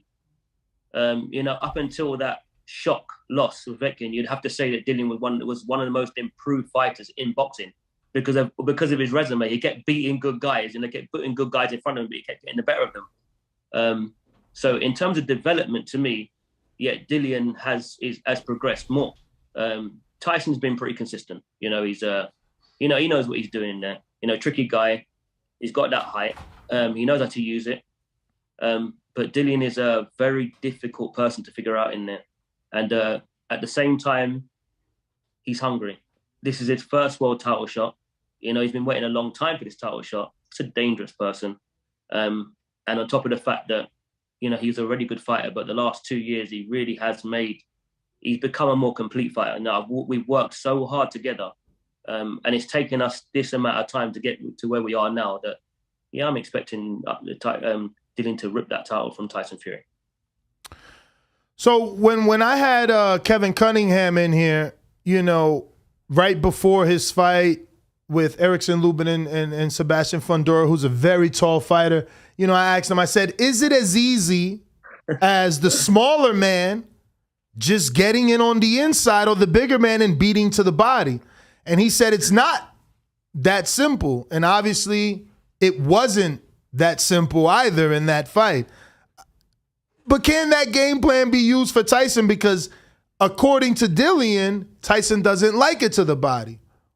And visually, he's fluffy to the body. So people believe there is a vulnerability there. Do you believe there's a vulnerability there? And will that be, something that you guys, I guess, attack?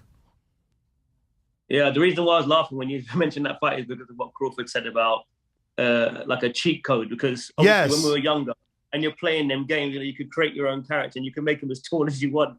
So that was funny. I like Terrence, funny guy. But yeah, I mean, I watched the fight. I mean, yeah, it depends. Like Montel, there was a guy, Montel Griffin, light heavyweight, very, very short for the weight, really short. But, he could out jab guys on the back foot. He was technically very good. Again, trained by Eddie Futch, one of my personal favorites, as well as Georgie Benton. But it just, with Dillian and Tyson, these kind of fighters at that sort of level, you work things out when you get in there. You can have a game plan exactly what it is you want to do. But until the bell rings, you might see something completely different. And then you as a fighter have to make, adjustments, and your corner is there to support that and see certain things. So it's all right, everyone's saying, well, he's a shorter guy, he should just go to the body. Sometimes it's not as simple as that. You'd say Tyson, well, you got height and reach, you should be using your jab. Sometimes it's not as simple as that. Some guys are good at taking away certain things. So we'll figure it out while we're in there. Ruin in 504 New Orleans says, who have you brought in for sparring? Sure you're not giving that up. That's going to be revealed very, very soon anyway, because obviously there's going to be some footage coming out soon. But rest assured, we had some very good guys, and bear in mind, we've had some good guys from the last camp too, because obviously one of them was tall, one of them was southpaw. So we've had a good mix of, sparring partners, as you'd expect at this level. You're going for a world title, you've got to bring in the best guys, that's expected. And I brought guys that would push Dillian and test him in certain areas. And, he's been consistent throughout the whole camp. So, yeah, we're in a very, very good place. And, we'll figure things out fight night. So, Coach, anything being done for stamina? Because we seen in these last 3 Fury fights, man, the dude is he doesn't get tired. And he can throw punches all 12 rounds. Lay on you. I mean, it's a difficult fight. Like, yeah, man. Are you working on stamina first before I go down to tangent? Are you guys working on that stamina? Because, again, I feel like Parker fight and maybe the Rivas. My guy Dillian got a little bit tired towards the end. And it didn't go as, I'm sure it didn't go the way you would have wanted to in the end of those fights. The final rounds, rather. Yeah, I understand what you're saying. I mean, my first time that I was in the corner was on the undercard of the Joshua Ruiz rematch, and he was fighting Marius Wack. I wasn't involved with Dillian before that. The strength and conditioning program that he has now, I'm very, very happy with it. It's a lot more to my liking. I wasn't that comfortable with the with the setup for the first Povetkin fight. It wasn't, everyone does what they do different, but this team in particular, and Dillian's known them for a long time, and one of the guys he's brought back, for this camp and for the last fight. And I'm very, very happy with what he does. I mean, he can break things down. It's very, very boxing related, boxing specific. Dillian's a busy fighter. He's normally the guy that's out working guys, and but he knows how to push the envelope, push the engine. It comes with experience. You have to know when to turn it on, when to turn it off, and Dillian knows how to do that. He's a much more, as I say, in boxing we all know timing is everything. To me, Dillian right now is at his peak, physically and mentally, and the experiences that he's had. I mean, him and Tyson, similar amount of fights, and they both got a lot of experience. I expect Dillian to be at his absolute best for this fight, and he will be. Are you expecting Fury to be as clingy, clinchy, mauling, laying on Dillian the way that he was doing with Wilder? And is there a plan in place for that? Because that seemed to tire and wear Wilder down in both those 2 final fights. I would say Fury, try it. Try it. Dillian is physically very, very strong. To me, Wilder, I love what he brought to boxing because, he was like that Tyson era where, if he catches you good, you go down. He brought a lot of excitement. But if we're talking fundamentally, he did not look fundamentally strong. He wasn't the greatest of boxers. Showed a lot of heart in those fights. But Dillian to me is a completely different fighter. technically a lot better. Wilder, you got that good right hand, but Dillian's got a good right hand and a good left hook, as well as being a very good body puncher and counter puncher. So it's a completely different puzzle for Tyson. I know a lot of people are excited about, Tyson over the last couple of years, but as I said in the previous interview, he picked a very good dance partner, with Wilder. His job was to stay away from that right hand. Every other department, he was better. You're not going to get that with Dillian. So if they think that going in there and mourning and leaning, well, yeah, that ain't going to work.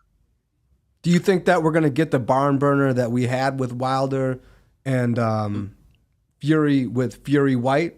Do you think it's going to go down as one of those fights? Because for me, that third fight was pretty wild between Fury and Wilder. Do you think it's going to go down as one of those fights that we rewatch and talk about for a long time?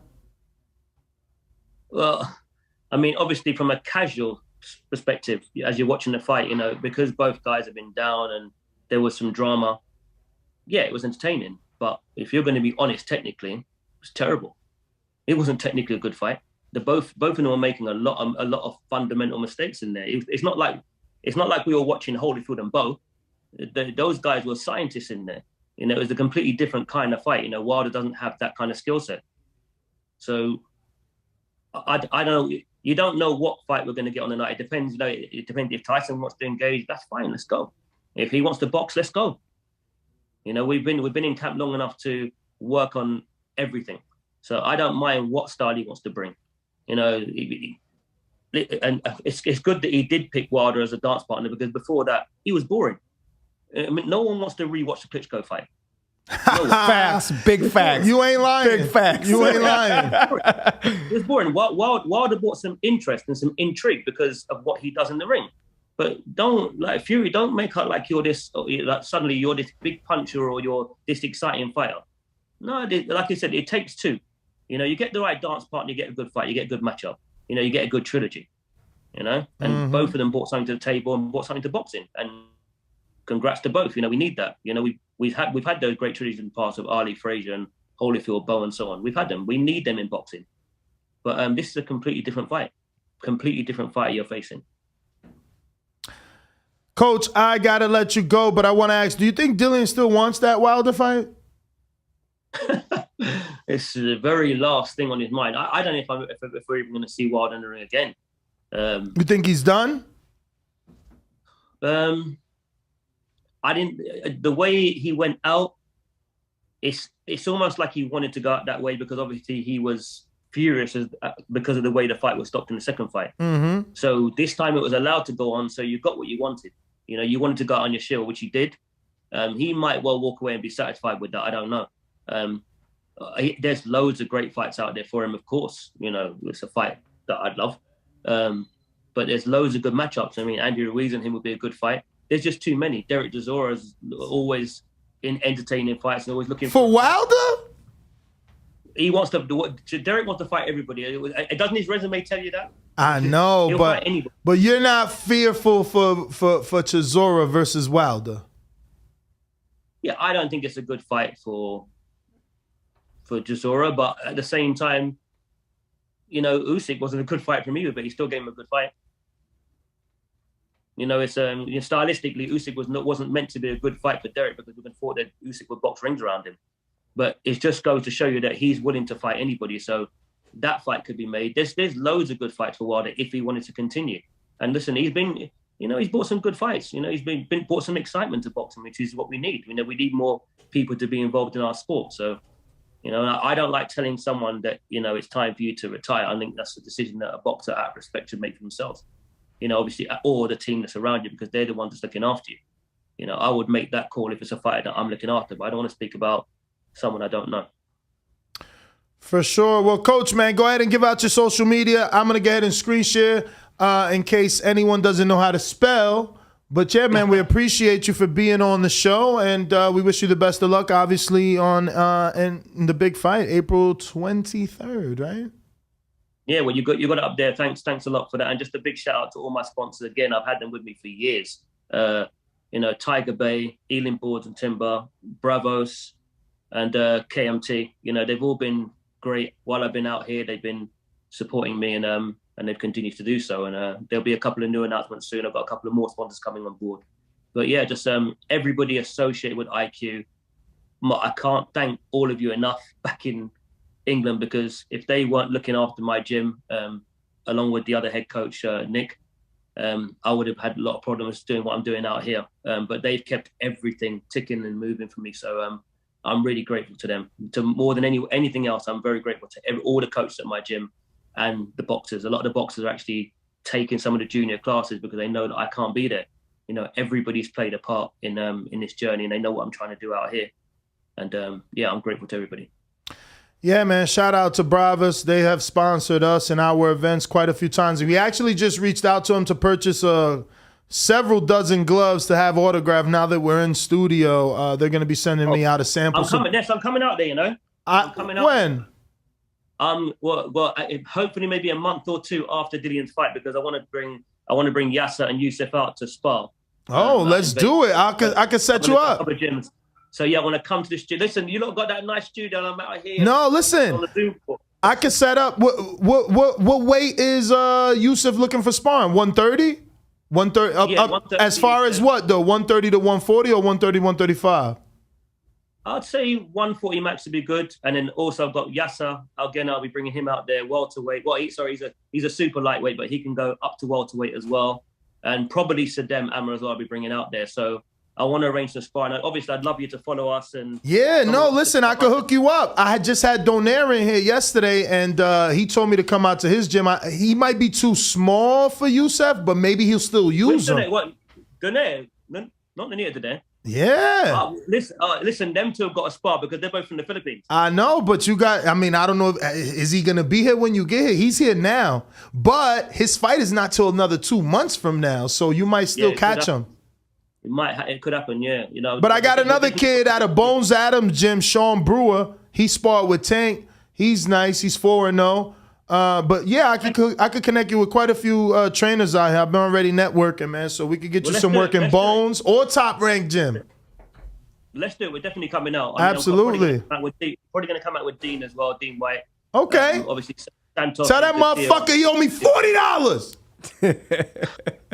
Yo, he trying to beat me. He trying to beat me for real. I think I don't even know how to take it. X, like the fucking bill comes and he's like, nah, good, bruv. Pay. I'll hit you. He still ain't hit me. I'm like, yo, give me my $40, dog, just because you big. Yo. I guarantee you he'll get you on the next one. Dean's not that kind of guy. When we go out. I don't know. I think he's doing it as a joke to fucking fuck with me. Nah, he wouldn't do that, man. Dean's a solid guy, man. You know who I love? Richards, man. Damn it. Richards is in a tough fight, right? Who's Richards fighting right now? He's scheduled to fight Craig Richards. Yeah. Oh, he's fighting Buatsi. That's right. He's in a tough fight. What a fight. Shit. You know, honestly, what I would ideally like to do is try and get Saddam on the undercard of that bill, because she's from South London. So all her fans can come out to that fight. That'll be a great debut for her. But nice. I know both guys. It's so hard. I got to sit on the fence with that one because I know both guys. He needed to come back out here. He was getting some good sparring out here, Richards. I don't know why he left. He should have stood out here. He'll probably come back out. I don't know what his plans are with training. Obviously, I'm not in the UK right now, but yeah, we'll catch up. But Craig, I know Craig a bit better than Buatsi, but I know Buatsi. I'm a fan of Buatsi. But this is a great fight. You think you've seen progression under the tutelage of Virgil Hunter with Buatsi? I haven't seen enough of him. Enough of Buatsi. He hasn't really been busy enough, but he's a real hot talent. But to me, Craig Richards has fought the tougher fighters and has had the better experience. He just come off a world title challenge, didn't he, as well? So it'll be interesting to see where Buatsi actually is, because Craig is no joke. Craig's a good fighter.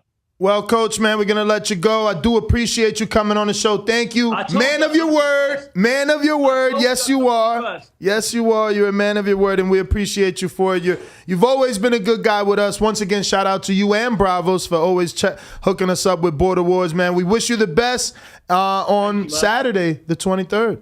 Yeah, pick wisely, Ness. Don't get it wrong this time. I think I'm not picking this time.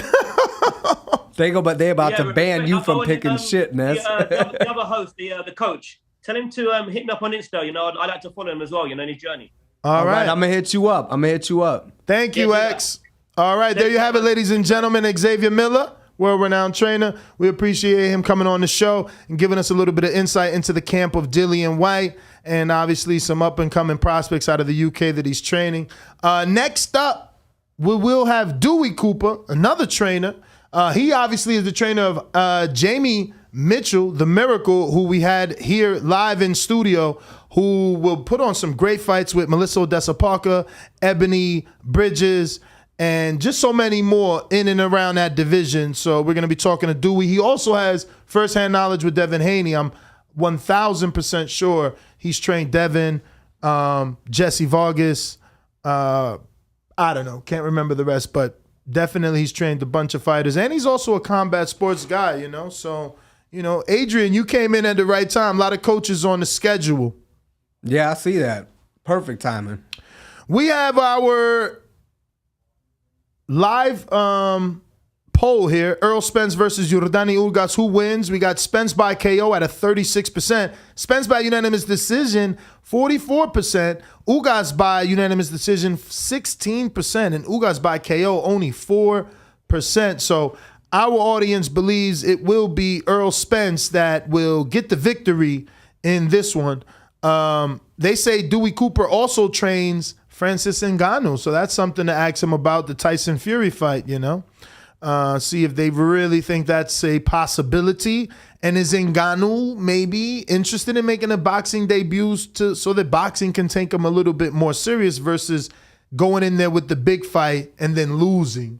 Because that's what McGregor did, right? Used his name to get the big fight, then got his ass kicked. So it's like, do the whole Kimbo Slice thing where like, you show that you could bang, then you get the big fight. I don't know. But listen, I mean, look at Conor. Look at the check he got, though. I mean, who? McGregor, when he came over. Look at the check he got. That dude made more in that one fight than he made in his career several times over. Nah, I definitely agree. Listen, let me get out to this emergency bat line. Looks like we got our very own Daniel, a.k.a. Ringwalk Danny, in the building, live in Dallas. What's up, champ? You should have zoomed in. Good morning. Good morning. Good morning. What, it's too early out there? You in the hotel? Yeah, I'm in the hotel, but I've been up since I got here, so, you know. So what's about to up? head to the weigh-in right now. I was tuned in. I was seeing you and I was seeing Adrian, you know, sitting where I usually sit. Don't worry, I'm just keeping it warm for you, Danny. Nah, you guys keep killing it, man. You guys keep killing it. That's all I wanted to say. You guys keep killing it. Everybody make sure to go subscribe, hit that like button, share. Check us out on TikTok, Discord, everything. So a lot of content here to come from Dallas. We'll be headed to the weigh-in in a couple minutes. Well, all right, brother. Listen, if you see anything popping out there, man, I'm going to send you the Zoom link. Austin, could I just resend the same Zoom link to him? Or is that dead now? No, it'll work. I just have to reopen Zoom. But yeah, you can. Yeah, man. If something looks good, man, pop open this Zoom and let us get a, live action shot right from over there. Also, all right, brother. Also, I sent you that text. You know who you need to send that to, right? Yep. Get that approved, champ. All right. Hit us back when you got Earl up in the face, man. You know what I mean? Put that camera in his face and hit us up. We're going to go live to the show.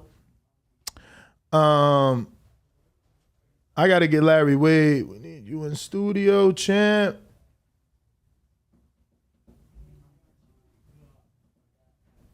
All right, let me go ahead and open up these phone lines. We're going out to K-Boxing on Blog Talk. What up? Remember to rate us 5 stars on iTunes. Subscribe to youtube.com/theboxingvoice for the latest and greatest interviews with your favorite fighters. If you're on Discord, don't forget to hit the thumbs up.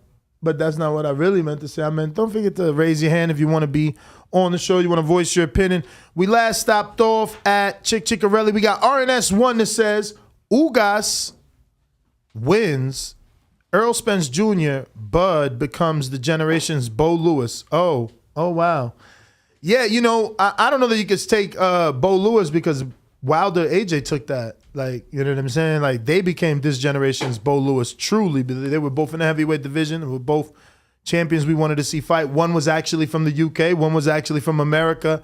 EJ and Bud can't fit that as good as Wilder and AJ fit that, but I get what he's saying. Right. He talking about the belt in the trash. Mm-hmm. Chuck Supremacy says, Errol Spence Jr. said his left eye is better than his right. So does that make him an eye bully? You guys are weird. See if we have any days available for next week to bring in Coach Larry Wade. Okay. He is the strength and conditioning coach of so many. He had Luis Ortiz, who's obviously very mad at Andy Ruiz for not taking the fight. He had Shane Mosley, who got the big win over Rosado. He had Keller Plant in the big dance with Canelo Alvarez. Do you want him in the afternoon show on Thursday? Negative. That's Mornings. Thursdays are for those hard to wake up guests. I feel like Coach Larry Wade is my age. People in our age bracket, we get up early, we read the paper, we have coffee. I don't read the paper. In bed by Coach 9. Larry Wade. Yeah. I don't know if he partakes in the forbidden devil's lettuce. The devil's lettuce. I don't know. That would be interesting. I doubt a track guy. Because Wednesday is 420. Wednesday's 420. No, that won't work. I don't think we should get any guests on 420 show because except for Snoop Dogg. Except for Snoop. Or someone that smokes. Tyson. Wiz Khalifa. Mike. We're just gonna name everyone that we know that's famous that smokes weed. Yeah. That's the rest of the and show. hope they come in. Yeah. All right. Yeah, my guy actually works at a dispensary. My guy who picked me up, but you remember him? I took you to his house. Okay. When I picked you up over there. He moved down here. Yeah, he been out here for like a year. Is he famous? Not the guy that had all the strippers. Yeah, that guy. Did he bring his business out here, or he stopped doing that? No. He's getting that going, but he's actually been shooting cross country pimping 6 or whatever. He did a interview with the Godfather, who he messes with Devin Haney. Okay, he did an interview with Church. Yep. So he did the interview with Church. But what is he doing out here? Like he just upped and left, and he's just trying to bring what he was doing. Back in Milwaukee, he's trying to bring it here. Nice. But yeah, he works at one of the dispensaries. What's the name? Actually, don't tell me the name on air. Right. But I told him I'd hook you up with him because I know you were looking. So yeah, man, we got 5 days before 420. Maybe they can be the brand of choice. But make sure you hit that thumbs up button. We are scheduled to have Dewey Cooper on the show, excuse me. Should be here in about less than 10 minutes. Less than 10 minutes. He woke up late. Look, everybody can't get up at 7:30. We'll give him a hard time. Don't worry. Yeah. Constantly taking jabs. Yep. We're going to take some jabs at him. He's a trainer. He should be able to side step or, parry and things like that. We're going to go ahead and open up these phone lines. Let's see. We got K-Boxing. What up? Yes, what it do? All good on this end. How are you, champ? I just want to say real quick, Ness, your boy Danny, just a quick question. Has he pretty much cleared getting an interview with, with the truth? I mean, with his publicist and all that? I mean... Damn, Earl got a publicist? Your name comes up, it might be some heat there, If my name come up and there's some heat, that mean I'm the truth. I'm just saying, once your name come up, he may not want to hear that, So I would have your boy Danny make sure he get that cleared, first, because once the boxing voice come up, he may just not even want to hear that. But moving on, Spence is gonna knock this guy out, Ness. Straight out, he gonna knock him out. He already pretty much done let everybody know You never, like when he fought Danny, or even when he fought Porter, yeah, he talked about it was a possibility of a knockout and everything. But if you notice from all his interviews and when he been confronted with that, yeah, he did say if the knockout come, but he's been training for the knockout. You see the shag, you see the fitness. Now, when you talk about my number one fighter, when you talk about my favorite fighter, all that other mess we've been talking about recently is nothing. Now you're talking about my favorite fighter, my favorite group of fighters, and my number one fighter. And I'm telling you right now, my man gonna hold it down under 10.5. Look for the KO, because it's a statement to simply let the world know that, yeah, I don't care, Crawford, what you got to say. This guy handled you in the amateurs, amateur or pro. I'm going to show you what I do to the guy that handled you. So you know what you got coming next.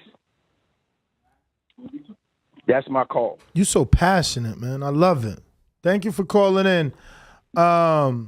Yeah, man, I'm just saying, if Earl don't give Danny an interview because he with the boxing voice, then he losing, because you can't be like you shouldn't be thinking about that on fight week. Like, oh, I don't like those guys. Like, I'm not interviewing. Like, bro, worry about the fight, man. Get that fucking win. You know what I'm saying? Oscar San Antonio.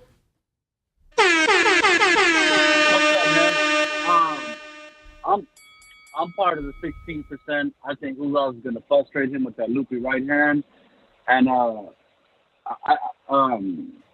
yeah, I'm part of that 60%, man. I don't think he's gonna. I think he's gonna win by unanimous decision. I think he's gonna appoint him. But I was gonna say, everybody's writing him off because he has 4 losses, and that's the reason why I say, like, UFC. What I was trying to say was different. When Masvidal fought Nate Diaz, that was a big fight, and if that would happen in boxing, they'll say that's trash. And I think this is the reason why Rosado never got a fight with Canelo, even as a tune-up, because if Rosado got picked up as a tune-up, they would ridicule Canelo and say, "Oh man, he's cherry picking again." Would you agree? I can't agree, because I always, if you listen to this show for the last 11 years, I've been at, Rosado, he was been supposed to get a shot at Canelo a long time ago. I've been. No, I got you, bro. But I'm saying the community would say that's trash. Oh yeah, hell yeah. They'll call it trash, cherry picking, bum hunting. They'll make up so many terms. You kidding me? Yes, sir. And that's what I think. That's what they're doing with Ugas. They're writing them off because a guy with 4 losses, he ain't got nothing to lose, man, but everything to gain. Now, Spence has everything. Nah, he got everything to lose. I think he got a lot to lose. I think, he lose that belt. He gonna lose that status. Flying in private jets with your 21-year-old wife. All that shit stops, man. No.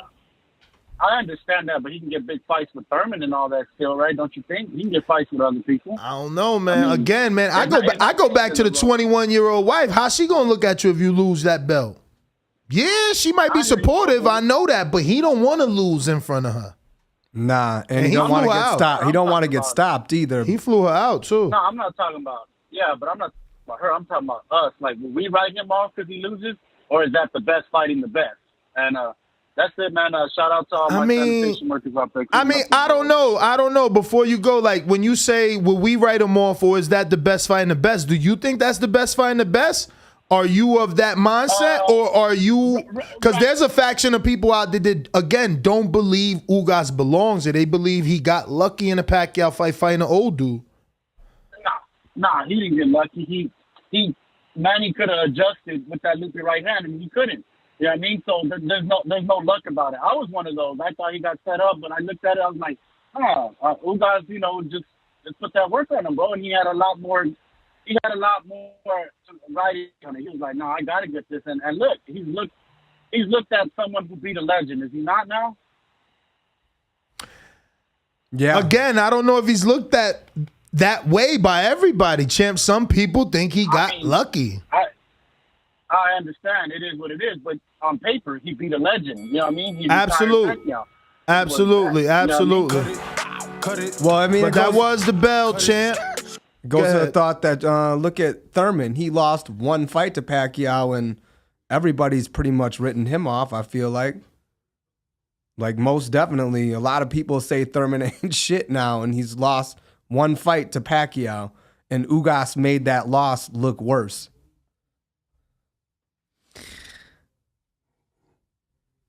He definitely did.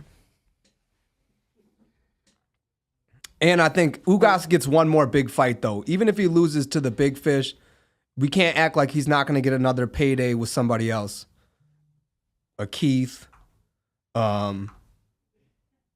maybe a Danny Garcia. So, I mean, at the end of the day, I think he still ups his stock no matter what. I think it's just in the way that fight ends up going.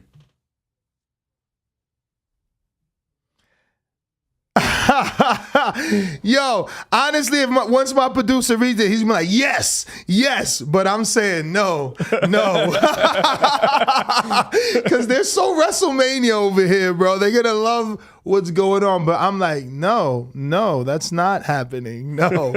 Let me get to Hawk in Maryland. Shout out to Hawk. Thank you for calling in.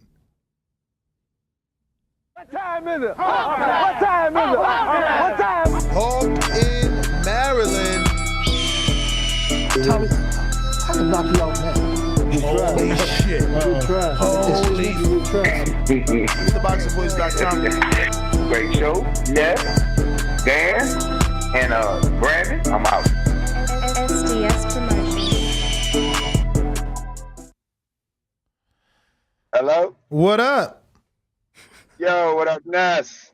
And what's up, Adrian? How's it going, man? All right. Y'all got the fine show. I'm driving. Am I clear? You're clear. All right, cool. Hey, first of all, we're gonna have to kill this noise about Errol Spence. I checked with some sources I had from back in the day. You know, I'm an old dude. Errol Spence went to go see your boy Steve Austin's doctor. For all the youngers that don't know, Steve Austin is the bionic man. So Earl got the bionic eye now, man. He ready. That ain't nothing. Earl gonna knock Ugas the fuck out. Just like I said yesterday. He gonna knock him out because he's a way better fighter. Ugas scraped past Pacquiao. Ugas didn't do the job with Pacquiao. Pacquiao was still deciding whether or not he was gonna come back. When you go take an old dude out like that, you take him out like dude took Bernard Hopkins out. Knock his ass out the ring. I wasn't impressed with what Ugas did with Pacquiao, man. He's supposed to wipe the dude off the mat. He wasn't supposed to think about coming back. He was supposed to know, ain't no way I'm coming back. This is a young man's sport. Ugas did not do that to Pacquiao. He beat him up a little bit, but he ain't doing like he's supposed to do him. Earl would have took him all the way out. Pacquiao his wife would have told him, man, you ain't fighting no more. If it was Earl in there. So, like I said, tomorrow, Saturday night, we're going to see Errol Spence knock Ugas out. And everybody that's doubting the bionic man, that he ain't going to knock him out, it's going to be all about what Terrence Crawford gonna do? Because I'm wondering, is Terrence Crawford, is he even gonna? No, he ain't gonna be there. Right? His sister said he ain't gonna be there.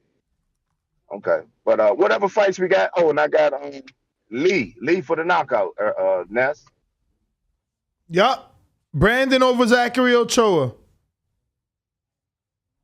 Oh, that's the dude name? Yeah, Zachary Ochoa is who Brandon Lee's fighting. Oh, okay, Zachary Ochoa. Yeah, but I got Brandon Lee for the knockout. The dude's polished. And he's nice as one other fight. Oh, I think we got 12 rounds with Conor Ben.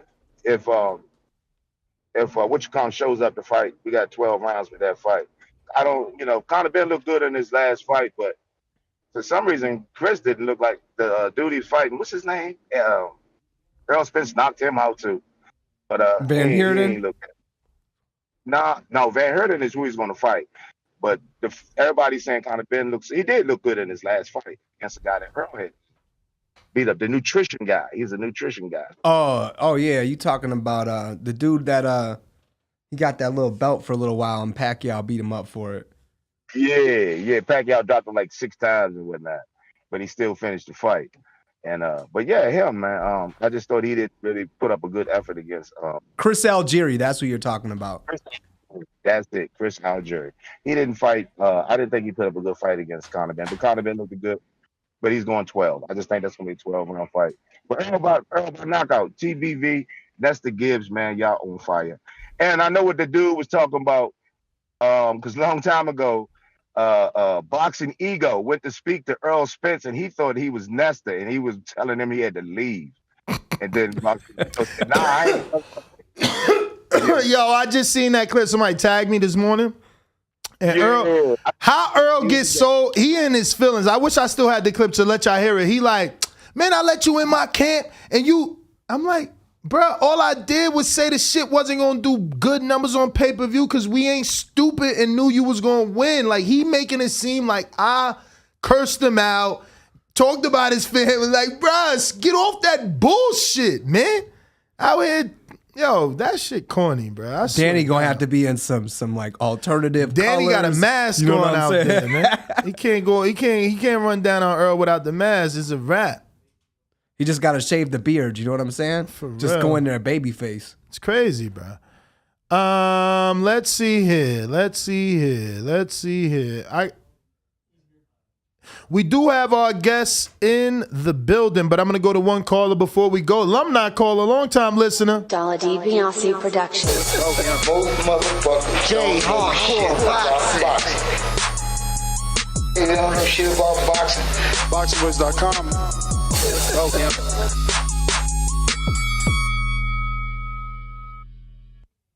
Yo, what's up there, fella? What up? What's I going can't on? complain. First of all, Long time no here, J Hardcore. Good to hear you back, man. I hope everything is well. Shout out to you and your son. I know he's doing his thing now in MMA, man. Congrats. Thank you very much, man. Congratulations to your move and your upward success as well, brother. I'm glad for you. Hey, basically, I'm just calling about the fight, man. Spence looked like the old Spence in this particular one, man. It looked like he really locked in and everything. And I think it's going to be a very good first three rounds. I think they're going to rumble, but I really think Spence going to really stop this kid, man. He's a little bit older. He's never been in a fight with anybody that's going to bring it to him like Spence is going to bring it to him. And I think it's going to actually look like how Spence when he fought Lamont Peterson, and how he just systematically just broke him down. And I feel though that's the same thing that he's going to do to Ugas. Ugas is an excellent fighter and everything, but I just feel though that he's not going to be able to take the physicalities that Earl's going to bring to him. So I think it's going to be we're going to get a hell of a first three rounds, but after that, I feel though that Spence really going to break him down and stop him to the body. That's my prediction, man. You don't think that Sean Porter didn't give Ugas a good fight as far as pressure and trying to bring the fight to him? When Porter fought Ugas, he didn't fight his normal fight that time. Right before he got in the ring, he felt that God told him to fight moving around, and he wasn't the traditional Porter fight. So no, I don't think that. And Porter doesn't hit like Spence does. Facts. And, I agree Spence with you. Is more accurate. Yeah, Spence is more accurate. Fair enough. That's my call, man. Yeah. All right, Jay, man. Appreciate you calling in, man. Good to hear you back, champ. Keep doing your thing and wish you nothing but the best, brother. Appreciate it. That's you. Take it easy, man. All right. Shout out to J Hardcore in that DMV area. Looks like we have Dewey Cooper in the building. So he's going to be joining us here in just a bit. So am I getting the cue or what? Am I getting the cue? Dewey Cooper.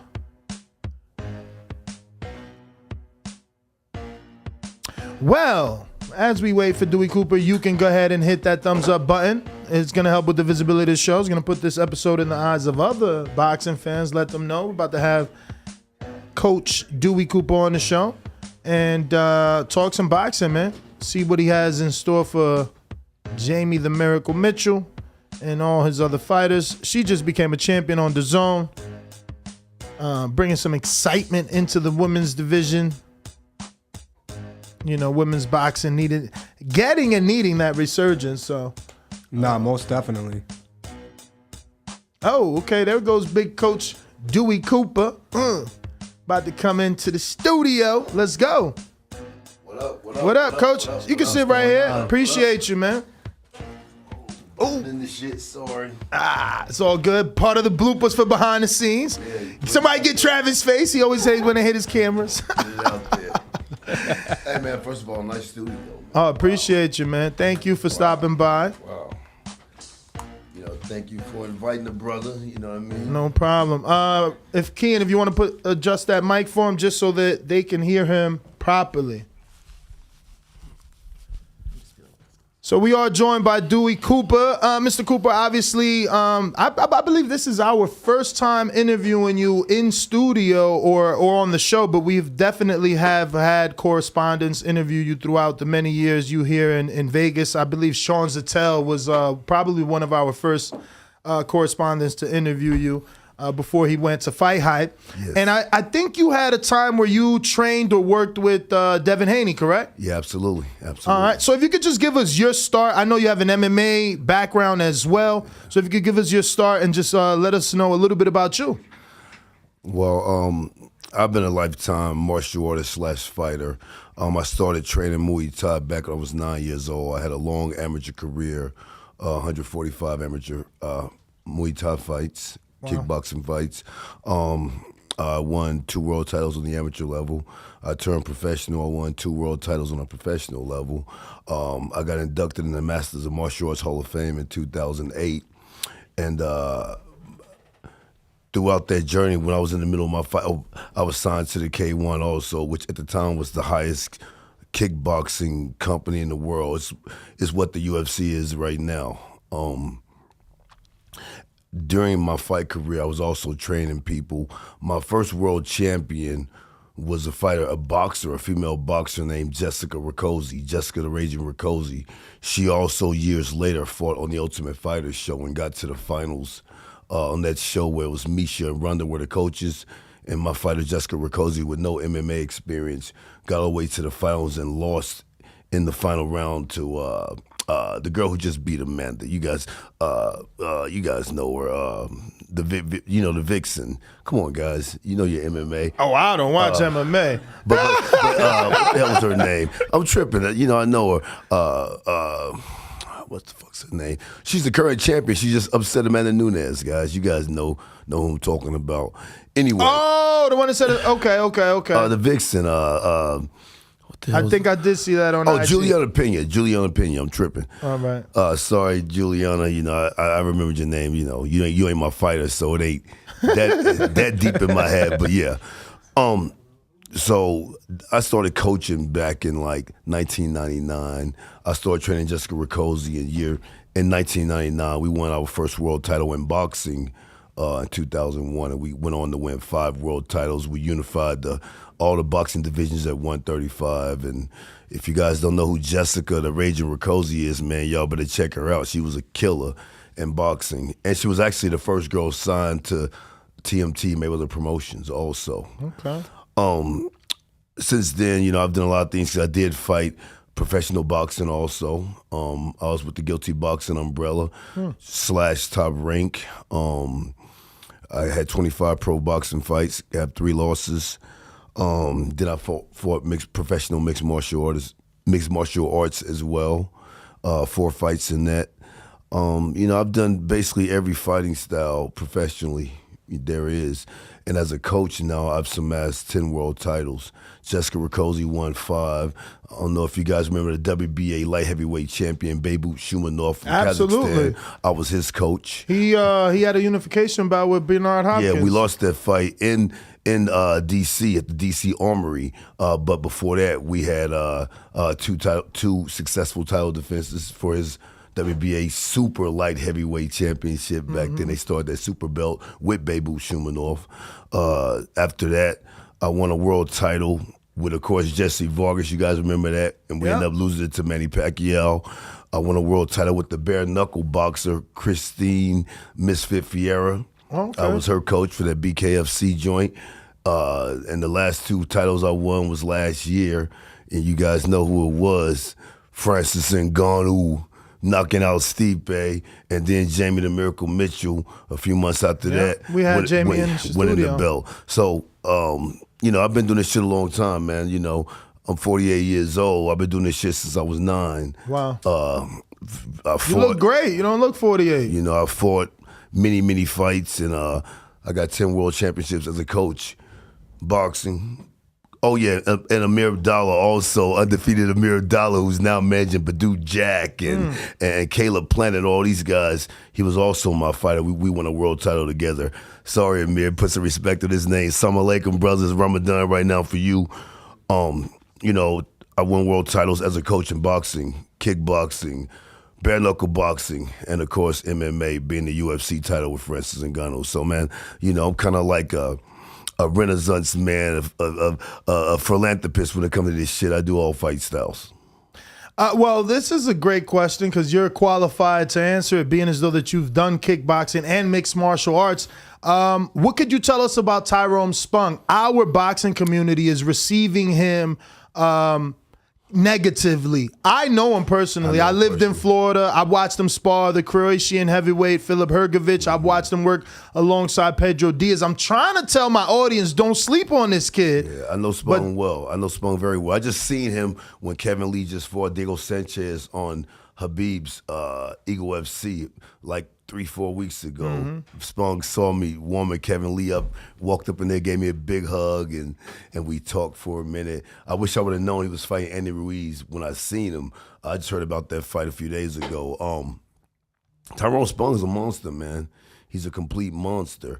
And I'll tell you a story a long time ago, way back when he was a light heavyweight. He was walking around, well, he was fighting at 175 in kickboxing, doing his thing, and K1 and Glory and all of that. He came to Vegas when he first wanted to start boxing.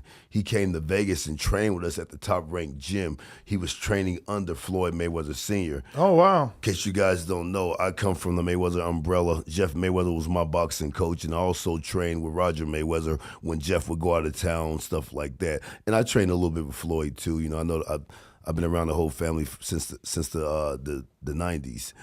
Anyway, Tyrone Spong with the top rank, man, and dusted damn near everybody off in the gym. Floyd Sr. was training him, and Floyd had him sparring a lot. He was sparring at least every other day, if not 2 or 3 days in a row. Wow. And at the time, literally every pro boxer in the gym, only one guy gave him good work, and these guys had way more experience than him in boxing. He literally beat up everybody at top rank gym back then, and he was coming from that Dutch kickboxing style, and he was making that transition to boxing. So Tyrone been boxing way longer than his record shows. I know he's like 14-0 or something like that, but he been boxing a long time, and he was a boxing heavy fighter even when he was kickboxing. So who knows how long he's been boxing. When I heard about the Ruiz fight, I was like, whoa, you know. It shocked the hell out of me, and it is an odd matchup. So if you don't know martial arts, if you're not a fan of kickboxing, you're thinking, oh, Ruiz got an easy fight. You know, who is this guy Tyrone Spong? But I can tell you one thing, man. Ruiz better be ready because Tyrone ain't someone to sleep on. He got power, he's aggressive, and he's very strong, and he comes in shape.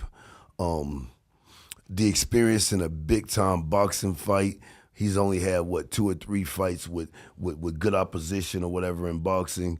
So I think you got to give Andy Ruiz a nod, the Olympic pedigree, a pure boxer this entire time. But I guarantee you one thing, it will be a competitive fight.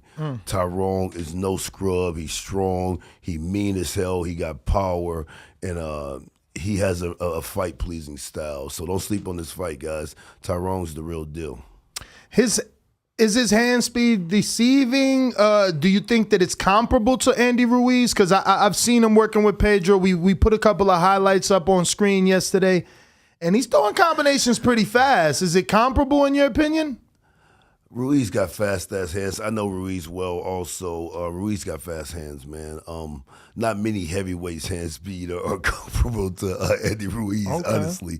But yeah, Tyrone has good speed, but he finishes his punches. He really has bad intentions on when he throws punches, so he'll stay dangerous the entire fight. Tyrone's never been the type of guy who tries to utilize speed. He tries to crush people, and he wants to place those punches, much like the style Canelo has transcended to, placing punches heavy and hard, just breaking opponents down. So I think Spong will be trying to hit Andy hard, and the hand speed, you got to go with Andy on that. So Luis Ortiz came out yesterday and he called Andy all types of cowards. He called him an internet coward. He's a coward for not getting in the ring with him. He said you had the opportunity to fight me, a world-renowned name, and you chose a kickboxer. Is Luis Ortiz, I guess, underestimating Tyrone Spong, or is he just frustrated? Both. You know, remember, man, I kickboxed first, then I started boxing. And when I started boxing, you know, everyone did the same shit. Oh, he's a kickboxer. And until you start sparring with world champions and holding your own in the gym. And Luis is frustrated because he's getting up there in age. I mean, the greener pastures are close. You know, in his rear, in his you know, front view. So he knows he ain't got many big fights left. It would have been a great fight. I agree with Ortiz. I would love to see that Ortiz and Ruiz fight. I would take Ruiz in that fight, by the way, but I love to see it. But that's what happens, man. We're in the landscape, guys. Let's be real. It's not always about the best matchups or shit that makes sense. Jake Paul done showed us that. You know what I mean? It's just about popularity and what can make, you know, a lot of money, and not just in one avenue. Ortiz and Ruiz would be good for boxing, but Tyrone Spong is worldwide known in more than one capacity than just boxing. So all the MMA people are going to tune in, all the kickboxing people are going to tune in, all of Holland and the UK are going to tune in. So Tyrone does bring something interesting to the table, and it will branch out to an audience who's not just into pugilistic boxing. So Ortiz, he knows how it is. Last thing I'll say about that, to call Ruiz a coward, you know he ain't a coward. It may not be a fight he won. He may not like the way the fight matches up or whatever, but it's not necessarily him being a coward. He fought fucking Anthony Joshua, you know what I mean, on a short notice, you know what I mean. He ain't a coward. Ruiz done fought everybody, Joseph Parker, several guys. So Luis is frustrated, and Tyrone Spong. All you people in boxing who don't know him, don't just sleep on him, man. He will come to fight. He's tough, and he has a mentality. He's gonna try to go out there and knock Ruiz out for sure. So you don't have to worry about a kickboxer being in his shell and not swinging at Ruiz hard. So Ruiz better take this guy seriously.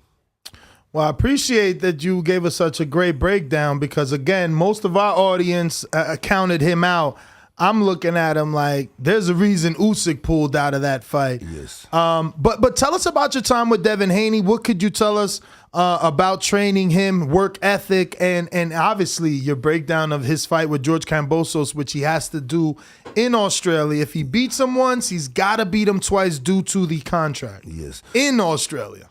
Yes, well, crazy story. We were at Richard Steele's gym way back in the days, a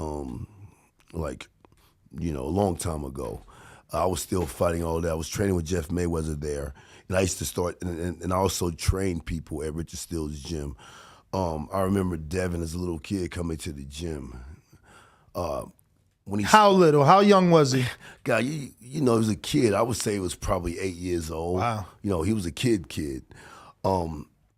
Jeff Mayweather started off training Devin Haney, my coach. So I'll never forget this kid coming in. I was there with my nephew, Big David. We had just finished training, and Bill Haney brings Devin to the gym. And the reason why I remembered Bill, you know, he had the super expensive whip and all of that. Whip means car, you know. Yeah. You could tell they had money type thing. And no big deal. You know, me as a younger guy, homie balling over there, whatever. Anyway, he brings his son in, little kid Devin, right? And Devin, the first time I seen him walk in the gym, he was one of these little kids who had swag, confidence, you know. You could tell he was going to be something special before he even got in the ring. Apparently, Devin was being a knucklehead, so Bill wanted to teach him a lesson and make him go there and spar. hadn't boxed yet. You know, he sparred a kid a little older than him, a few years older, had some amateur experience. They put the gloves on Devin, and Devin beat the hell out of this kid. You know, the first day he had ever boxed, and Jeff started training him, so I seen him as a kid coming up. Devin, I always said he'd be a world champion. And by the way, even though I'm not training Devin, we still cool, you know what I mean? I got love for Devin. I just seen him at a sushi place not too long ago, about 2-3 weeks ago. We embraced it, had a great conversation. But Devin was super talented always. He was super confident. And as a kid, he trained extremely hard. All of his coaches, from Jeff to Roger to Floyd Sr., will all tell you that he trains like a lunatic, man. Mm-hmm. We all knew he would be world champion. So when Bill, but was it based off the work ethic, or is it obviously because the skill was evident? It was based on everything. Remember, man, when you make bold predictions, seeing a kid and saying he'll be a world champion, it ain't just God-given attributes. It's every fucking thing. Especially from a fighter and a coach's perspective. There's a lot of guys that's off the charts athletically, but you make them train hard and you don't see them for 3 or 4 days. Devin was the type of kid that wanted to train every day, train hard as you wanted him to train, and kept his confidence like he was the man before he was the man. You know what I mean? So I always knew he was going to be a champion. We all said it. Then he started fighting the amateurs. You guys know all about his amateur career. And when he turned pro, Bill Haney called me and was like, "Hey, we want to bring you on the team. They love what I do with the intensity and the power and the body shots and all of that." So we worked together for a long time. A lot of his earlier fights before he was allowed to fight in the States were in Mexico. 17 of them. Yes, I know. I was there in the corner for most of them.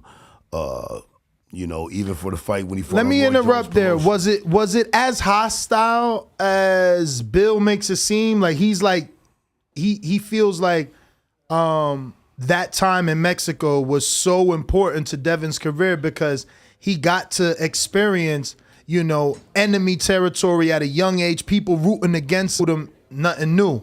It didn't affect with his psyche. Yeah, it was, because for some reason the fans out there always wanted him to lose. Even when he had, per se, the right opponents, it still seemed like, don't go to the scorecards or the judge is gonna rob you type thing. Mm-hmm. I remember one fight where everyone claimed, "Oh, Devin lost." In Mexico. If you heard about that rumor, it didn't happen. We fought on the rooftop of a restaurant / bar, and it was a really nice venue, by the way. And no, Devin won every round. It just happened to be the fight was more competitive than the other fights he had out there, but he definitely won every round. But yeah, people were booing and they really wanted the guys out there to beat him. And yeah, it gave him experience, but like I said, since Devin was a little kid, he had a certain confidence about him. And that's what it's about. It ain't about whether you're fighting in your backyard or someone's hometown. It's all about the confidence and the belief and the work ethic that you brought into the camp and that you bring into the ring that night. And Devin had that the first time he walked in the gym as a fucking kid with no experience, fucking up at school or whatever, and then happened to fight somebody for real. You know what I mean? So Bill may be right, but Devin had it inside him anyway. There's certain guys that just got that unrelenting belief and confidence in themselves, and Devin's one of them dudes.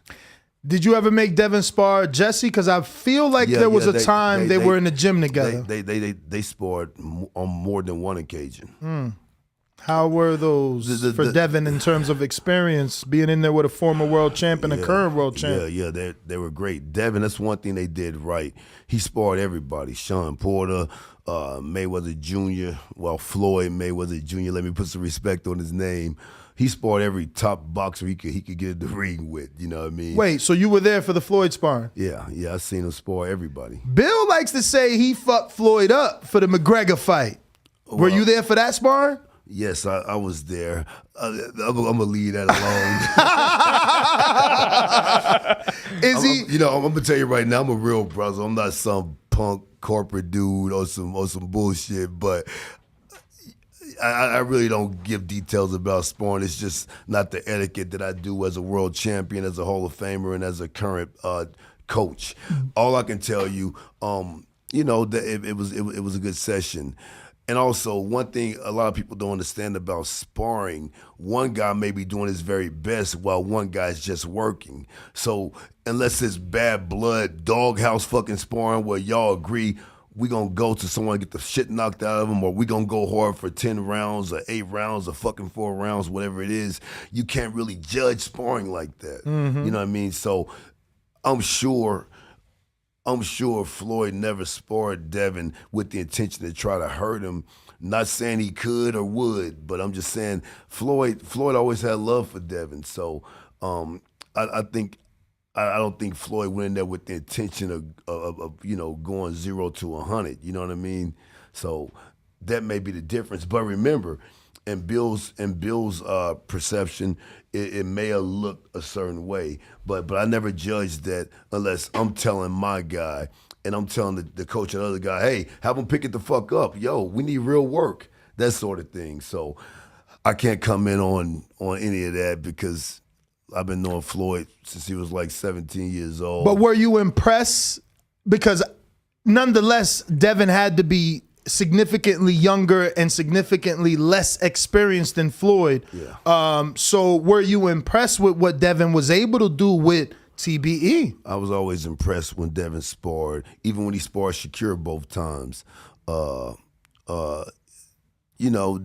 Dev is always a hard outing for anyone near his weight or whatever. Devin lets his hands go. He moves well. He has great reflex.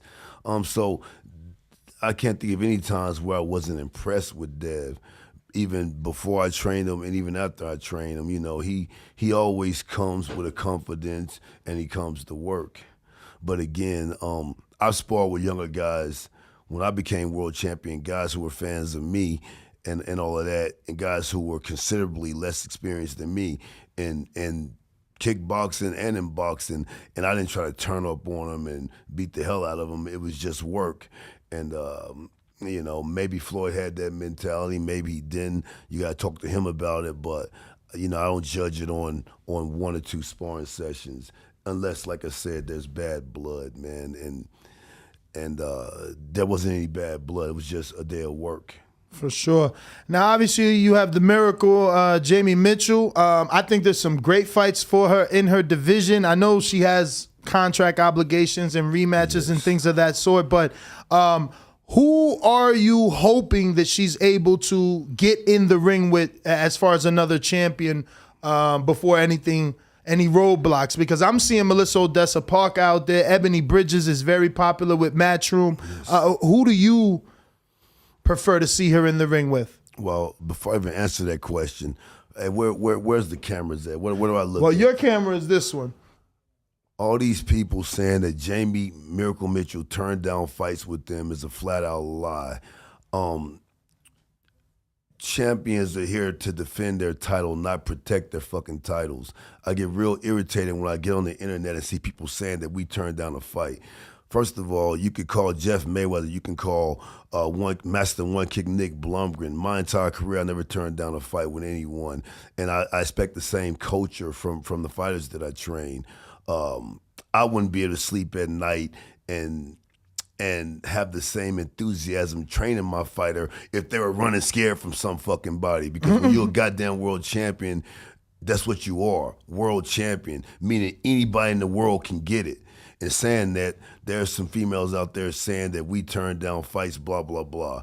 Guys, there was never any fight offers that we've turned down. Every fight offer we ever got, we fucking took it. And I think it's real odd. These girls, some girls here locally in Vegas are just lying to themselves, man. They don't want to spar. We've called and offered to pay them money to spar. They don't want no work, but all of a sudden we're running from them. We don't want to fight them. So stop the bullshit. Jamie has not turned down any fights. And to be honest, we don't have the power to turn down any fights. Jamie just became world champion, guys. We got that on luck more so than them thinking we had a chance. Jamie fought on an all-female show that Clarissa Shields did and got the only KO that night, the one she did in her hometown. Then we got the call for Courtney. They definitely thought Courtney was going to beat her. Mm-hmm. Jamie shocked the world and beat her like we knew she would. She's now champion. We never got any offers to fight anyone. We're supposed to do a rematch with Shannon Courtney. She has some sort of injury. They gave us the next British girl because their company is a UK company, and they got us fighting UK girls. It's that simple. To answer your question after my long little charade, because that shit been on my mind, people thinking we ducking fights and shit. Nah, man, we don't duck fights. Especially on the level in female boxing where there's no real super fights where you're going to make real money and life-changing generational wealth. Why the fuck would we duck anybody? But to answer your question, she has contract obligations. She has to do the rematch with Shannon Courtney. She going to smash Shannon Courtney this time for sure. Like we knew she was going to beat her last time, but we expect the smashing this time. And then after that, if in a perfect world, and if I had the politics, excluding the politics. Yeah, if I had the power to say what she should do, I would definitely say fight Ebony Bridges because Ebony is popular. She just won a championship, and we love to get a unification match going. But anybody who deserves it, who's in the top 5 in the world, should be up for a chance to fight against the champion. All these other bitches who ain't even rated in the top 10, quit calling our name out. If you're not in the top 10, if you're not rated in the WBA top 5, keep winning fights, keep building your brand and getting popular, stripping or whatever you want to do. And when it's time, Jamie will fight you.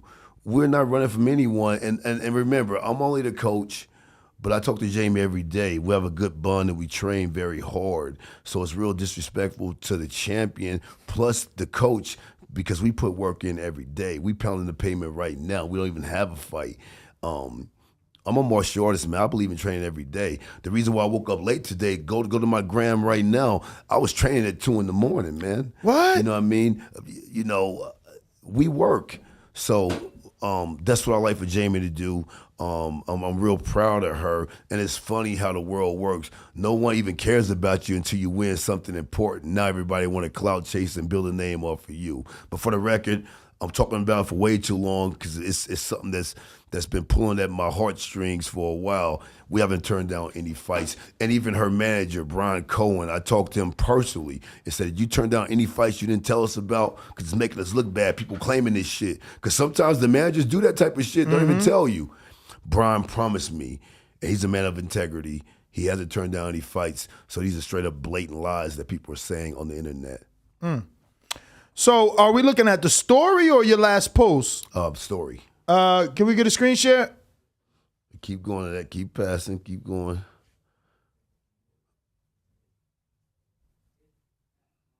That's yesterday training. See, we're in the lab right there. That's Jamie. We're in the lab, man. We train every day. We ain't these fighters that when you don't have no fight, not at the gym. We're at the gym every day, 6 days a week, chopping wood. By the way, Samuel Arnold III, S3, boxing prodigy, 18 years old. He's fighting on the Spence Ugas show tomorrow night. I'm flying out there tonight. Wow. Really, really excellent fighter. Samuel Arnold III. That's one guy you guys need to get in here. 7-time national champion as an amateur. Incredible fighter. He's on the Spence Ugas undercard. Yeah, just all right. Keep going. Yeah, it was 2 a.m. So it's gonna be the last one. Oh, go for it. Yeah, keep skipping, keep skipping. Ice cream. That's 7 hours ago. 7 hours ago. Yeah. What time is it? You know what I mean? You seen that? We in the gym, man. Yeah. So I got so many. You good, Austin? I got so many fighters that I got boxers, MMA guys. I have a lot of fighters. Sometimes after I train guys, I'm so tired. You know, I go home, I eat, I chill, and then I get my work in. I have to get my work in, man. That's the way I can absorb the punching power and kicking and kneeing power of UFC heavyweight champion Francis Ngannou. I also train Carlos Takam, the heavyweight boxer from Cameroon by way of France. These guys hit very hard. You got to stay in shape. You got to stay strong to be able to absorb the power these guys throw. And I'm just a martial artist, man. I train every day. So Samuel is local to? No. Samuel lives in Dallas. He comes out here. I've been training him since he was like 12 years old. Oh, so he flies out here for training? Yeah. Oh, wow. Dedication for sure. Yes. All right. So I do want to talk about, because you were talking about people claiming Jamie was ducking. Yes. Do you feel Canelo's ducking Benavidez? This is what Floyd is saying. Floyd is like, yo, Canelo's a good fighter, but I think he's ducking Benavidez. He literally just said it flat out. Do you see it that way? Benavidez, I feel, is the greatest adversary for Canelo. I feel that his team is very intelligent and they know, and they feel the same way. When you get to the point Canelo is, much like Floyd is and now still is, much like Floyd was and still is to a certain degree, he could make $20 million doing exhibitions. There'll never be another Floyd Mayweather, by the way, doing shit like he's doing. But Canelo is the next guy up. When you get to that point, you actually run your own situation. So yeah, it probably is intimidation because, Benavidez Mexican-American. He has that Mexican machismo, but he got that American swagger, that serious confidence, and he got God-given attributes: tall, fast hands, throw a lot of goddamn punches. So I feel like Canelo feels that he probably don't have a lot of advantages against a guy like Benavidez, and so yeah, he probably is. I wouldn't say ducking because you got to put respect on Canelo's name, but since the business isn't the smartest business for him, that gives him a reason not to take the opportunity. Because people, would say that about Floyd. You definitely remember that. And Floyd was the pound-for-pound best fighter in the world, so fighting him was a sweepstakes for whoever fought him, so he could choose whichever route he wanted to go. If we're talking from a straight fan, fuck the politics. First of all, boxing is a business disguised as a sport. First of all, let's not mistake this. Boxing is a business disguised as a sport. Big shots to Amir Dollar. So in other words, business comes first, and that's what people don't understand. Once you get to a position where business can come first. Yep. Devin Haney's fighting Kambosos in Australia, by the way. He beats him, and he beats him in the rematch. Skills pays the bills. Devin has to fight Kambosos in Australia. But if Devin keeps winning and becomes the pound-for-pound best fighter in the world, he won't have to make moves like that anymore. Canelo has paid his dues to where he don't have to make these dangerous moves anymore. So from a business perspective, he's doing the right thing because Benavidez might jump in that ass, man. I mean, that's just the God's honest truth. If Benavidez can take his power, Benavidez wins the fight, straight up. That's a big if, because that's like saying if anyone could take anyone's power, if the guys could have took Mike Tyson's power, they could have beat him. You know what I mean? So it's a complex situation with a lot of layers. If you're looking from a fan perspective, Floyd is 100% right. But if you're looking at it from a business perspective, which Floyd did a lot in his career, then you can't say that strongly. I would love to see him fight Andrade. I'd love to see him fight Benavidez. I'd love to see all those fights. I'd love to see him fight Charlo.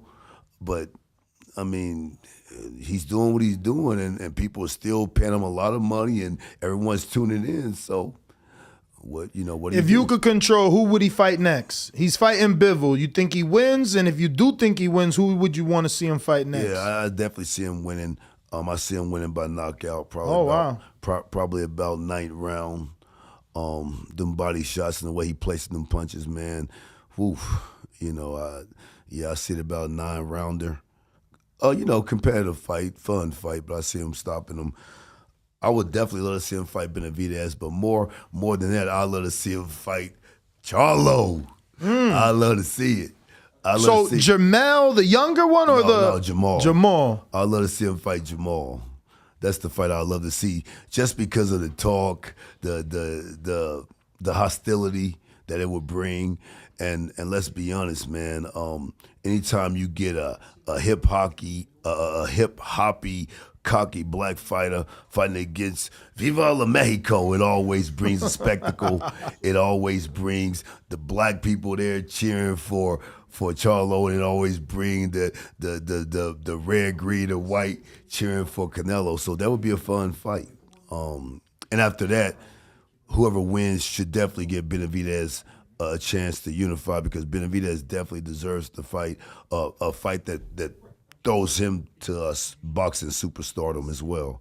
I'm a big fan of Benavidez. I like what he does. So, yeah, I think that should be the route. It won't be the route because, like I said, Canelo, he does what he wants to do, and he's earned that right.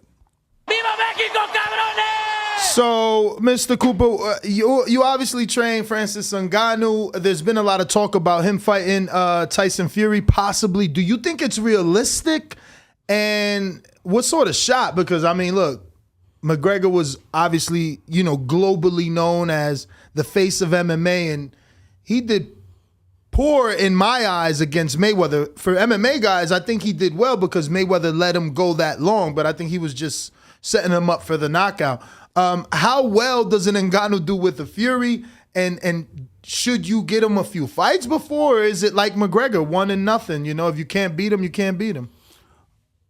Well, the Conor McGregor-Mayweather fight was the perfect fight to make matches like Francis and Tyson Fury possible. So that fight had to happen. And yeah, Floyd toyed with him. We knew that. Floyd beat him up and took his over-exaggerated punching power they were claiming Conor had. We expected that. The difference is with Francis Ngannou, first of all, these are heavyweights. These are guys who bring great attributes. Tyson Fury brings his boxing confidence, slick, at times careless boxing to the table. Francis brings some good attributes too. He brings power. He brings power in both hands. And this is a man who, if you know Francis Ngannou's story, you want to see him fight whoever he fights, because, man, he was digging dirt his whole life. He decided, man, I want to do something. I want to be like Mike Tyson. And he left on foot from Cameroon, went all through Africa like a goddamn movie, like trying to get to his destiny. He lands in Paris, France, wanting to box, goes through all these crazy things. Next thing you know, he's in the UFC knocking everybody out. Next thing you know, he's hitting machines harder than anybody in the world. Next thing you know, he goes through adversity, and now he's UFC heavyweight champion. If Conor deserved the right to fight boxing's best, a heavyweight like Francis Ngannou definitely does. I'm very confident that it will happen. Nothing is no offers are on the table and all of that. But Francis wants to. And like we talked about Canelo a minute ago, being able to make the decisions for his career that he wants at this point, Francis deserves the same thing. Because unlike Conor was still under contract with the UFC. So UFC basically had to say yay or nay on what Conor was doing. Mm-hmm. Francis fought his fights out. He completed his last fight in his title defense against Cyril Gunn. So now Francis can actually make what moves that he wants to make with the UFC or separately of the UFC. So that's the dynamic that people aren't understanding, man. Francis had chances to extend his contract, and he didn't. He bet on himself. Crazy thing, man. He bet on himself and ended up winning. How old is he? Francis is 34. Do you think it's better for him to wait for a Fury shot or a big name fight like that, or do you think you can develop him and start getting them fights until those big fights come? Is it not worth it to go that route? See, I could tell he don't understand MMA because when you're a UFC goddamn champion, that's a big deal. Not to boxing people, but to the world, that's a big deal. The sport of mixed martial arts has gained tremendously internationally. I love boxing too, but MMA is bigger than what you guys think, man. The shit is huge. Francis is very popular. And being the UFC champion is like being the Super Bowl winning champ of MMA, especially being the heavyweight UFC champion. So Francis is in a position where he can call his own shots. And he don't have to take any developmental fights or warm-ups or tune-ups and that sort of thing. He doesn't have to do that. Like I said, Conor did it with Floyd. So Francis definitely, I think it would be disadvantageous for him to do warm-ups and all of that. The Tyson Fury fight, they both want it. It has to happen. Details aren't out. We don't know how it's going to happen, but that fight has to happen. And much like this Tyrone Spong versus Andy Ruiz fight, you boxing public better take this fight seriously because when Francis gets in the ring and throws just hands, it's going to be different than MMA. You ain't got to worry about getting tired from wrestling and getting kicked in the kneecaps and all of that shit. We'll be able to focus on just straight boxing, something he always wanted to do anyway. So he's going to be ready to go. And, man, that good old-fashioned power. We seen Otto Wallen should have had the fight stopped against Tyson Fury. We seen Tyson split up, still fighting, but that fight should have been stopped. Otto Wallen should have beat Tyson Fury that night here in Vegas. And the only reason why they didn't stop that fight is because it was Tyson Fury. So we seen Tyson Fury not have great nights.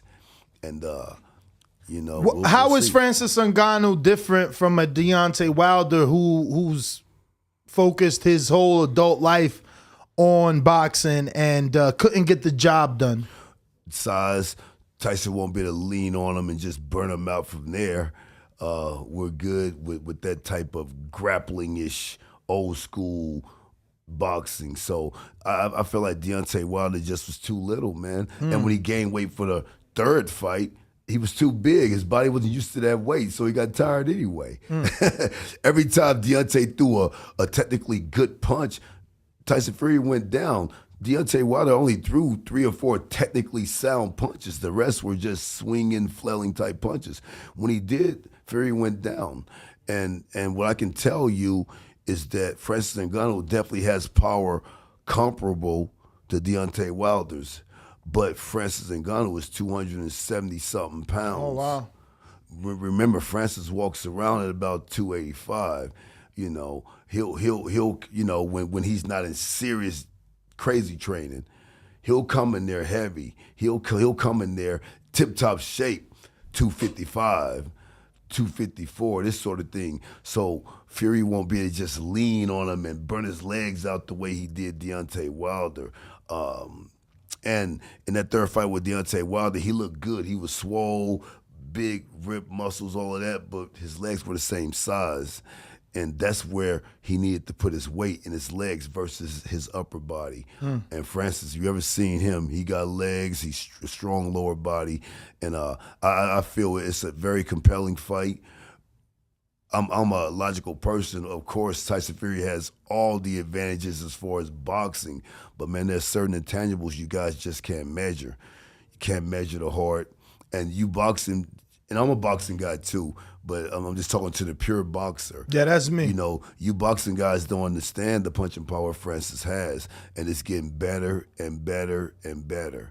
But wouldn't that be more reason to give him a regular former a Brian Jennings, you know? Yeah, but a Brian Jennings isn't going to generate the type of money that's on the table. But wouldn't it generate the interest to make that Fury fight more serious? Man, Jake Paul is selling damn near 1 million pay-per-views.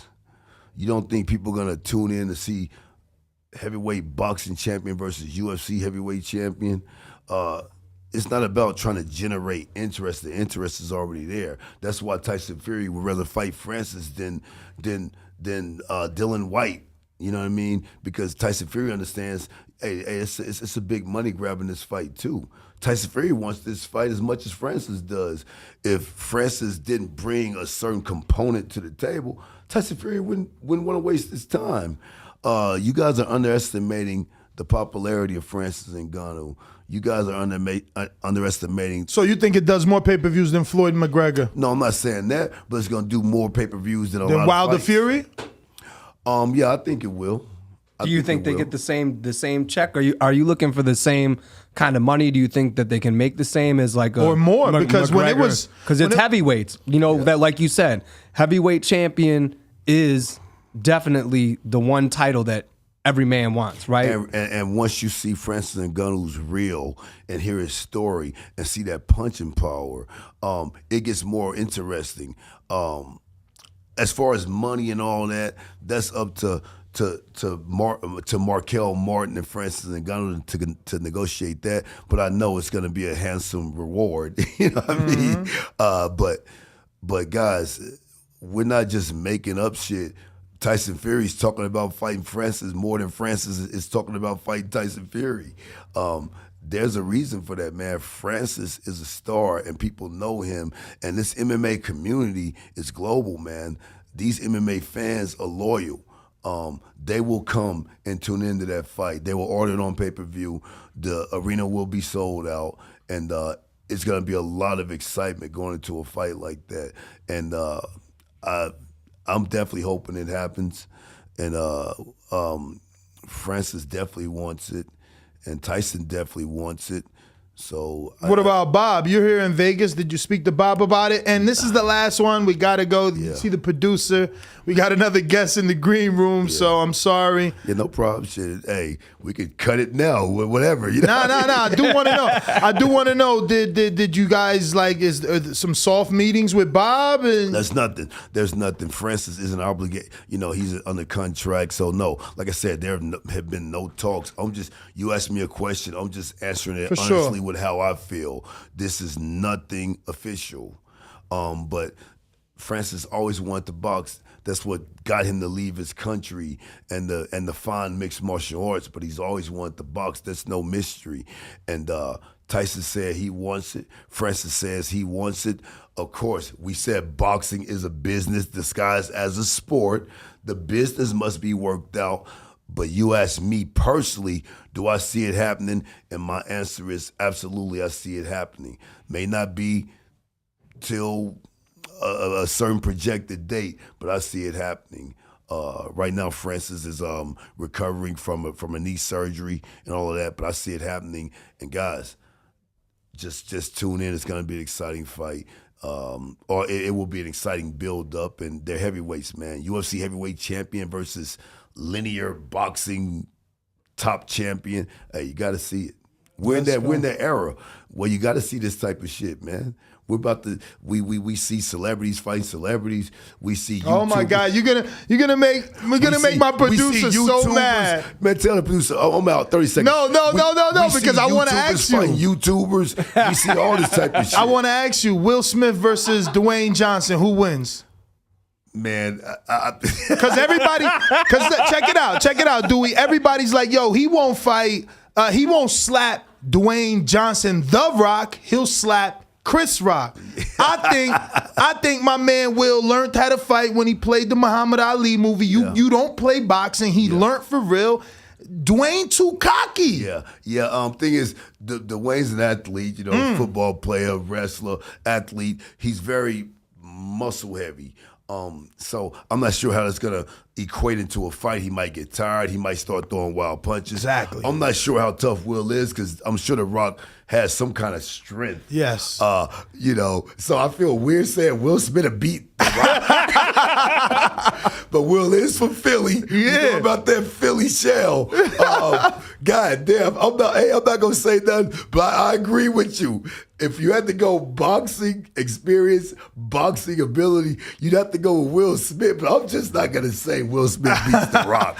I'm rocking with The Rock. Just dirty boxing and pushing them all against the ropes. Bolo punches. It's hard to say, right? Because The Rock could just walk him down and just bink, bink. Yeah. I mean, you don't even know if Will can take a punch. Like You ain't said. lying. You ain't lying. But I do agree with them. He definitely wouldn't slap The Rock because it wouldn't be a boxing fight. It would be a fight. And when it's a street fight, shit get real different. Strength, size, aggression. All that shit matters. A guy can grab you and slam you in your fucking head like a kettlebell. And I'm sure The Rock could definitely pick up Will and slam him real good. He'll rock him like a rag The Rock doll. does do some mixed martial arts training, so I'm sure he can wrestle a little bit too.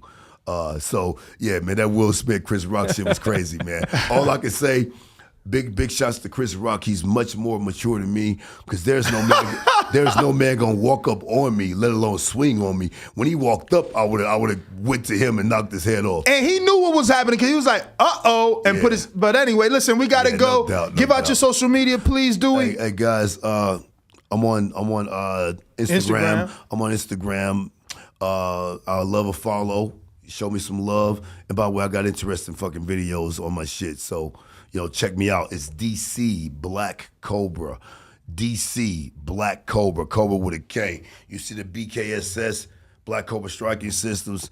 Thank you guys for having me. Thank you for coming on. Thank you for coming on. Holla at me. And by the way, if you have questions and shit like that, hit me up.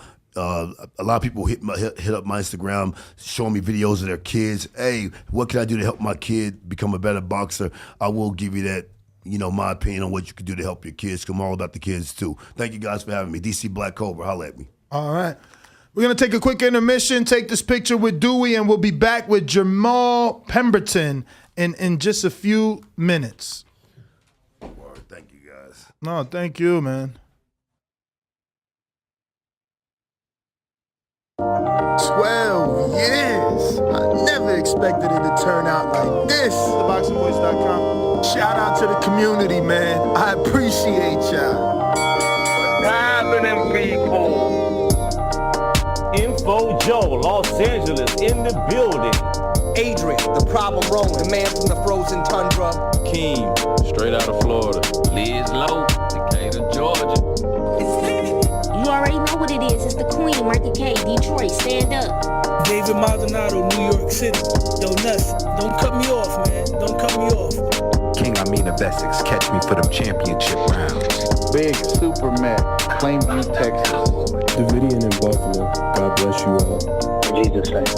Without Chai, it ain't nothing. Without the callers, it ain't nothing, man. Bad Girl, TKO, San Diego, California. Big Fish, Vegas, Palm Beach, Florida. Intrigue, the incredible, straight out the ATL. James Benitez, Huntsville, Alabama. It ain't hating, it's just the truth. Show Kid, Mount Vernon, New York, suckers. SDS Promotions. Coach Mide from London, UK. Let's go! Checking in from Tennessee, it's Lethal James, P-A-Y-N-E. It's lethal. Line 6 Reed, just spreading that boots gospel. Bo from Bama, only in America. Well, I'm a true attestation to the American dream.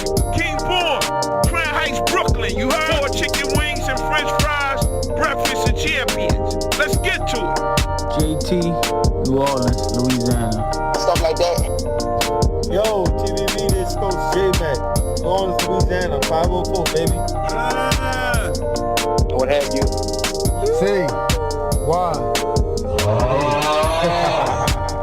California. Like the video, subscribe to the channel, join YouTube members and Patreon. This is the #1 pound for pound and 2-division champion, Marvin the Tank Furman from Dallas, Texas. Mr. PBC, baby. LV Southern, from DC to Stunt City, Bomb Squad. Brandon Maurice, aka the AJ Trucking, straight out of Cincinnati, baby. All right. Welcome back, ladies and gentlemen. Welcome back. We are here with Jamar Pemberton. I fucked that up? Pemberton. Oh, Pemberton. So how are you, Jamar? I'm pretty good. How about yourself? I'm good, man. You're pretty tall. How tall are you? I'm 6'3". Wow. So what weight class? Middleweight, 160 pounds. How many amateur fights? I don't know exactly because we lost my book a few times, but probably like like 200 something. What? Yeah. That's a lot. Oh, yeah. Bro, for context, Keith Thurman had about 120 amateur fights, so that is a lot. How many nationals? Just two nationals, but I fought, what is it? I started fighting the week after I turned 8, so just a lot of my fights came from like St. Louis, boxing in just St. Louis. Okay. So you're originally from St. Louis? Yes, sir. Okay. You pull any inspiration from, let's start, I guess, with Spinks. No, excuse me. Is it Corey? Yeah, I said it right. Spinks brothers. 90 Corey seconds. Yeah, I mean, a little bit, but honestly, I don't watch much boxing. I didn't watch much of them, honestly. So how'd you get into it if you don't watch it? My grandpa and my dad, they box. Professionally or just? No, my grandpa, the farthest he went, I think he fought in like the 19-something Olympic trials. But just growing up, my grandpa or my grandma and everyone in my family would tell me stories about how my grandpa and my dad boxed. So that's how I wanted to get into it. It's crazy. I'm getting like I'm about to ruin his name too, but I think it's Tristan Karoof vibes. I'm getting. Has anyone said you look like him? Oh no? yeah. They have. Okay. No, yeah. I fought him when I was like what? When we were like 10 years old, or maybe even younger than that. Well, you do have the height to fight him, but he's like a freaking, what is he, like heavyweight or cruiserweight now? I'm not sure, honestly. I don't know. Yeah, he's huge. I think he's training with Ronnie Shields. Yeah. So St. Louis, what about Devin Alexander? Yeah. I mean, I watch him a little bit, but no, I don't watch much boxing, honestly. I really don't. Wow, man. And again, so you got into it because of your family and you said your grandfather. Yeah, my grandpa, Ted Welch, he boxed. Wow. So what gym did you walk into? Who brought you there? Like, my uncle, they're my guardian, my aunt and uncle Gary and Kathy. They brought me down to. I just told them one day I want to box, and they brought me into Kirk Douglas in House Springs, Missouri. They brought me in there when I was 7 years old, and I really just fell in love with it after that. And tell us some of the names you might have got some sparring with, and when did you transition to Las Vegas, or are you only here to get work? No, I actually just moved here like 6 days ago. Oh wow, you're new. You're as new as me. I got like 3 weeks. No, yeah, I'm just not getting used to it, honestly. I don't know. Can you use the word getting used to it without feeling the summer heat yet? Oh, and that's what I'm saying. Yeah, I really haven't. Everyone's saying the heat, but I haven't really felt it that much yet. But yeah, not yet. They say August is the hell month. Oh yeah. But how's been the sparring and the training? I mean, that has to be different because this is like a boxing city. Oh, it's a lot better out here. You know, in St. Louis, it's like I grew up fighting the same few people. Mm-hmm. You know, coming out here, we just went to the top ranked gym to get some sparring. I think it's called like City Boxing. That's where we've been. That's where I've been training at like every morning. But it's just a lot. What, City Athletic? Or honestly, I'm not sure. I think it's called City. The one Keller Plant trains at? Yeah, okay, yeah. City Athletic. Yeah, it's just I can tell it's like a lot more elite sparring out here. And I'm liking it. Nice. And what are some of the differences you found from being out here opposed to being in St. Louis outside of the sparring? The air, you know, just I could tell. I wasn't getting like real tired, but I could definitely tell like the air out here is definitely a little different than being in St. Louis. So have you ran Mount Charleston already? Oh yeah. Oh no. No, I haven't. I have not. What happened? Isn't that like the big thing for fighters for the high altitude training? No, yeah. My coach just hasn't took me out there yet, but I'm sure. I mean, I'm just now getting used to being out here, so I'm sure here soon we'll be getting out there. So your trainer also relocated with you? No, out here I'm training with Chris Ben. Okay. Yeah. So how has that been? That has to be a transition. Oh yeah, I like it a lot. You know, Chris is a cool dude, and we get along. And so what I've done with him so far, I'm liking it. You know, I can tell he's I feel like it's a lot more elite training, you know. So you lived in St. Louis. Did you leave your car back there? Did you not have a car? Do you find it as a struggle being without one, or what? Because I had to. I got my cars brought in, man. I started taking Ubers to work. I'm like, this is crazy. $25 an Uber. No, yeah, my like I said, I've only been out here 6 days. My parents, I left my car back in St. Louis, but my parents are about to be driving it out, and they're gonna just fly back home. Oh, okay. I'm not sure when they're bringing it out though, but it has been. I've been hating not having a car, just. I bet, man. I went through it. So how many hours is that ride? I think it's like 22 or 24 maybe. It was 34 for me. Oh, I came from goodness. Florida for this job. Oh, yeah. And I had to bring 2 dogs. So I had to drive my car because I couldn't find anybody to just drive my dogs up here. Plus, they're your dogs. Are they going to treat them the way you want? Yeah. So, man, shout out to your parents. They're going to make that trip for you. That's a good support system. No, yeah, and there's no AC in the car. So what? It's like, No, champ. No. Tell them fix that shit before they come. You kidding me? It's freaking Las They're the Vegas. real MVPs. You know that, right? No, They're going to drive with no AC. First of all, you want to get it fixed out there because I'm sure out here they're going to charge you more to fix AC because they know you need that motherfucker. No. Get that fixed out there. Maybe it's just like, hopefully it's a leak in the hose. You could just pour some Freon in that bitch. Oh, no. Don't come out here without AC. Oh, yeah. Oh, my God. Poor family. I'm be so mad. Hey, remember when I had no AC? I had no AC and I picked you up. And Oh, my God. Wisconsin, it's cold there. It's not warm. But you was dying. I was dying in his car. And then my co-host, he's actually at the Errol Spence fight, right? Yeah. But his car has no heat. So I've been here since November. He been driving me around, car freezing. I'm like, nah, man, what's going on with y'all? Yeah, now fix that AC, champ, before it gets crazy. So you said what weight? Middleweight. Well, 160. Wow. Yeah. So what's some of the name? Only 6 days though. So how many did you take to get acclimated, or are you already like training? No, I mean I sparred one time. I don't know the kid's name, but I've only trained like 4 days out here so far. Wow, but 4 out of 6. So you took like no time to relax. No, I just came out here, slept one night, and then we woke up the next morning and got to training. Nice, very eager then. Yeah. And how old are you? 19 years old. Oh, super young. So yes, you got your whole career ahead. I turned 19. Nice. I turned 19 in January.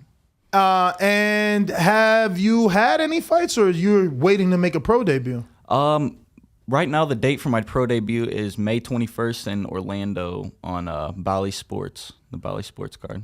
So you're not on the influencer card, right? No, sir. Okay, no. Okay. I see Bally Sports, man. They're doing a lot of signing. They're doing their thing in terms of shows as well. They're starting to put on a lot of shows. That's good for you. Have you ever been to Florida? I went to. When I was like 12 or 13, I went to Panama City for a vacation, but besides that, no. Looking forward to it? Oh, yeah. Very excited. More about the fight or being in the state? What? For the fight, I'm real excited for my pro debut. I've been dreaming about this since I was a kid. When was that last amateur fight? I think it was at a national tournament. Where was it? What state were we in? I can't even think about what state we were in. It was just at the last national Cleveland? qualifier. Oh yeah, Cleveland. Yeah. How long ago was that? That wasn't that long ago. But I mean, was that the one in Shreveport? Oh yeah, that's where it was. Okay. Shreveport, Louisiana. Okay. Goodness. So man, wait, that was 6 months ago. Yeah, that wasn't that long ago. Yeah, what? 6 months ago? I think that was last year. Sooner. Probably earlier than that. Honestly, I don't know if it was 6 months ago. Yeah, I mean that was pretty soon because all the other gyms. That was the most recent one. In Milwaukee, all went to that. A lot of people going to nationals off that. I think, like I told you, four of those girls won nationals from Wisconsin. I got James Valdez in San Antonio, Texas. Says, you don't watch boxing. Do you watch other sports? If so, what's your thing? Basketball, football, or golf? Honestly, I don't watch much sports. Everyone's been telling me I gotta start watching, and I have been. I gotta start watching a little more boxing, but I don't watch much TV or anything at all. I don't know.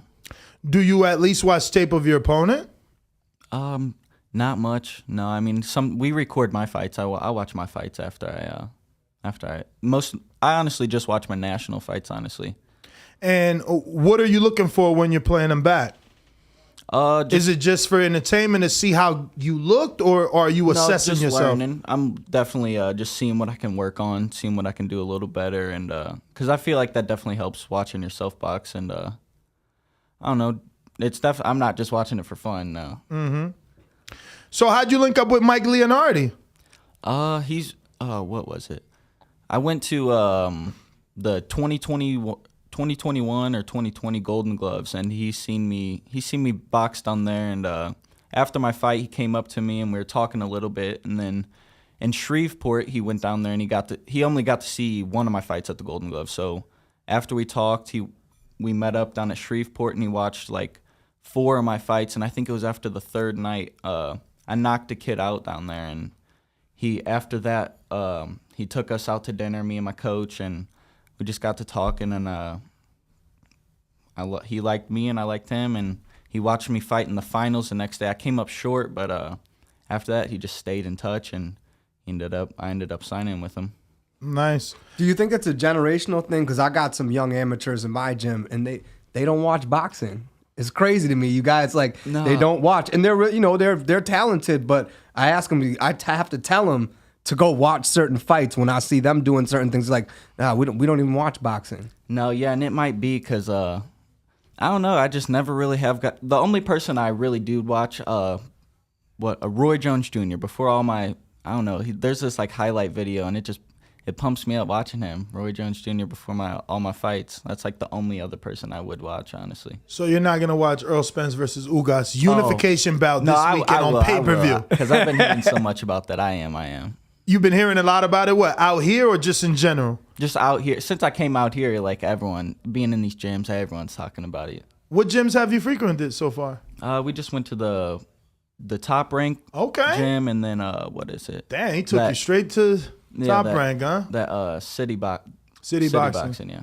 Okay, 2 big gyms. City Boxing is huge. I was there last Saturday. That thing is huge. Oh no, oh yeah. In St. Louis we had a little pole barn, small gym, and out here I was amazed. I was like, goodness, 2 rings, 2 big rings that stand up off the ground, everything. Yeah. It's like, damn, like 7 bags. And on the other side, it's like one elevated, they got 3 rings. Yeah. Yeah, no, it's 4. It's 1 ground level, another elevated, then on the other side is 2 more elevated. Man, it's crazy. Oh yeah. With tons of bags. Yeah, it's a really big gym. Shout out to them. So any fighters other than Roy that you look up to or you pull kind of, I don't know, inspiration and or moves from? Muhammad Ali. I always looked up to him. I was born on the same day as Muhammad Ali. Oh, wow. So that was like. So you were destined. Yeah, I mean something. But honestly, no. I did just Roy Jones Jr. I guess, and I watched Floyd Mayweather growing up a little bit, but I feel like that's everyone. 6'3", man. Is it difficult to make 160? I mean, you haven't officially started to make 160 for the pros. So what weight were you fighting as an amateur? I was fighting 65, and no, it's not too hard. I mean, I'm walking around at like 63. Oh, so you might not even win your first title at 60. You might end up being a 54-pounder, you think, or no? I don't know, honestly, but right now we're just looking at 160 being a middleweight. I mean, if you 163, you know you need to get down. No, or honestly, no, I'm just coming down. Like I was at like 167, but I was eating whatever I want. Now that I'm down here in Vegas, I've been eating good. And you're gonna be training more. I bet you'll see that weight gonna drop off. You're gonna end up. I'm telling you, because like, let's say you were gonna fight at middleweight until you get a title shot. You're gonna be weighing in like 163, 164. So if you're already walking at that rate, I'm sure, as you pick up the training, start running the mountain, you might end up being in the 58s. And you're like, well, wait a minute, because you want to take advantage. You want to use those. You're so big. Look at Fundora. Fundora's bigger than you, and he's at 54. Oh, yeah. You don't know Fundora, do you? I don't. Lord have mercy. No, I don't. You're so big. You got to watch this guy. He just beat Erickson Lubin. Tell me you know Lubin. I'm not. Mike, what is wrong with you, Mike? I don't watch boxing. I'm telling you. How? These guys are like in and around your division, and they're like they're on the cusp, man. No, I know, like, and I'm going to. I gotta. Everyone tells me. I guess I don't know. I guess it makes them innocent. I don't know. Is it better not to know? I mean, to be honest, like I said, my kids they don't watch it either. Like they come to the gym and box and love boxing, but don't watch boxing. Like when I talk about the fights we talk about, I love it, but they're like who? Like honestly, my kids only just because they're Mexican. If you say Canelo, they're like, oh yeah, Canelo. Mm-hmm. Maybe even Ryan because he's that generation.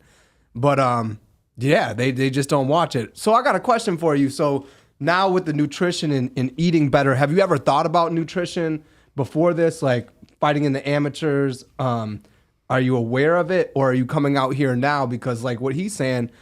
You can go down in the weight, especially if you're eating properly and the right things and have someone who shows you how to really do it and tweak your body the way you want.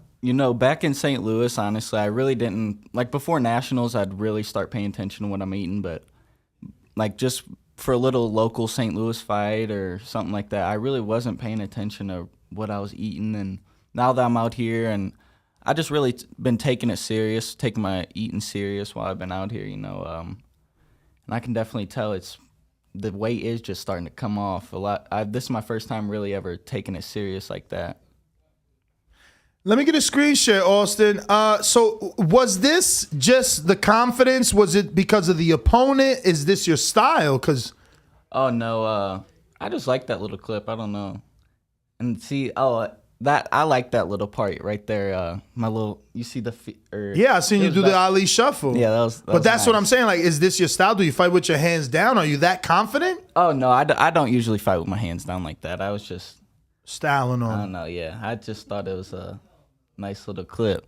And, I mean, it was a nice clip after, but you did it in the fight, so the confidence to do this had to come from somewhere, because this is like, if you keep looking, you're fighting him completely with your hands down. Like, look, this is a whole nother one here. No, yeah. What is Ali's confidence? What is Ali's grandson weight? Nico Ali. I think he's my weight. Uh-oh. So I want to bring it up. Huh? Right, so I'm bringing You've been thinking about this, huh? You like, you Ali's grandson, but I'm born on the day. I mean, hey, that's what I was gonna bring up, since I seen the little shuffle there. Is that a fight? Because obviously he's only a few fights in, and you're starting. Is that a fight that you'd be looking to try to get sooner than later? Yeah, that'd be cool. That'd be real cool to be able to fight him and see that little Ali. That I wasn't doing that. Like, that's just me. Like I was just doing what's comfortable. I didn't do that because Ali or nothing. Like, I don't know. Let me get a screen share. So this is you working a bag. Oh yeah. No, I just posted that a few days ago, but this was like, I think I was like 17 or something. Oh, so this is old. Yeah. You're giving us some throwbacks here. Yeah. So you're saying you don't look like this anymore? No. Or I mean, I guess so. It wasn't too long ago, but. What are those the pink hyper dunks too? Yeah. The new ones. Oh yeah, I love those new ones too. I haven't got a pair. I still got the two old ones. No, I know. I just tried getting a pair. I'm trying to get a new pair of them because mine that I have right now are dusted, and I can't. Can't find them. No. Oh yeah, I tried. These are dusted. And yeah, actually that wasn't that long ago, I guess, because them came out like the 2021 shoes or something. But yeah, I destroyed them. That ground that I was boxing on right there, just it was like sand. It was like concrete that was unfinished. Oh, so it's wearing them out too fast. Oh, it killed them. Killed them. And I'm sure you don't know Michaela Mayer because you don't watch boxing. No, sir. Let me see if I can find a picture of hers, because they only make these in women's, which is corny. They need to make these in men's because they are the best looking. Michaela, how do you even spell? Is it MLA? How do you spell Michaela's name? Or M-A-Y? Michaela? M-A-K-A-Y-L-A? No, that's the wrong Michaela. All right. Let me try Mayor. There we go. You just got to hit him up, Ness. You got some juice now. You got to hit him up, get the custom pair. Nah, I wish. Look, these are all black. She got the big the Air Max with the bubbles. Oh yeah, them are fire. But they only make them in women's. They wildin', man. Yeah, them are nice. And she got every color. They got them some other. Let me see if she'll find another picture. She got some other ones that are like white with purple. Yeah, that's what for my pro debut. That's why I want my colors to be white with white. Here goes some with the green air bubbles she got right here. They crazy. They need to make these for men, man. Oh yeah, I seen those. Some are nice. You know, I like the Nike shoes. Yeah, these are Nike. Yeah, I know. All Nike boxing shoes. I've been liking them. Let me see if it's another pair. Don't show it. Nah, she don't show it. All right, Austin, whatever. You get the drift, though. So are you into sneakers? I mean, not too much. Not like a sneakerhead, but yeah, I mean, I like keeping some decent sneakers. Yeah, I'm not kind of a sneakerhead. I don't know. So what's gonna be your big purchase? If you're not a sneaker guy, what's the first thing you're gonna do? Is it a car? Is it a house? I'm not sure. I probably want like somewhere for me to stay, a house. Nice house. Yeah, or like an apartment or something. Or I just want to invest my money, but I haven't really thought about it much. I'm not gonna buy a car right off. I have a 2013 Ford Fusion. I'm not too sure, honestly. Probably. So are you a guy that wants space and land, or would you be, a minimalist and you want less maintenance and you'll get a condo? I want land. Okay. I do want land. I want to have like a pond. I want to be able to fish. Oh, so you not living in Vegas long? You gonna have a big house somewhere else and come train in Vegas? Yeah, I mean maybe. Because I don't know about ponds in Vegas. Yeah. You gonna get you a man-made pond, bitch, gonna dry up. Hey, my uncle had one of those, like a huge one. Him and his wife, they moved. But I'm talking, when I say that to get around on their property, they literally had golf carts. And this man-made pond, like you go in there, they put their own fish in there, but them fish would bite you. Oh. You know what I'm saying? They even had a little thing in the middle where you could jump off of. But like the maintenance that goes with that, it's crazy. Crazy. I could imagine, especially out here, that water got to be drying up. Wait, you did say May. What's the date for the pro debut? May 21st. 21st. Orlando. 21st. Oh, wow. So you're about 40-something days out. Yes, sir. Feeling ready? Oh, yeah. Excited, ready. I mean, I've been waiting for this for a long time now. And do you know the opponent, or is it still TBA? I don't know who we're fighting yet. Does that make it difficult for you, or is it you're used to that because of the amateurs? You just show up anyway? Yeah, just show up, and I'm ready to fight whoever. True. Well, you want to give out your social media for anybody that isn't following? You can do so. I will try and screen share just in case they aren't. On Instagram, Jamar.Pemberton, and just all my stuff, Jamar Pemberton, or... I'm happy to see you put your first name. I have so many fighters that like quick draw and pound for pound slugger, and it's like, bro, no one knows you by that shit. We're gonna be Googling Jamar Pemberton, not fucking Too Slick. You know what I mean? Like, put that later. But your nickname is J Money. Yes, sir. Where does that come from? It just, my friends started calling me J Money when I'm not sure. Just when I was a kid, I always kept a little money on me. I don't know. Just always. I don't know. All right. It's been my name for a so while. You know Darius?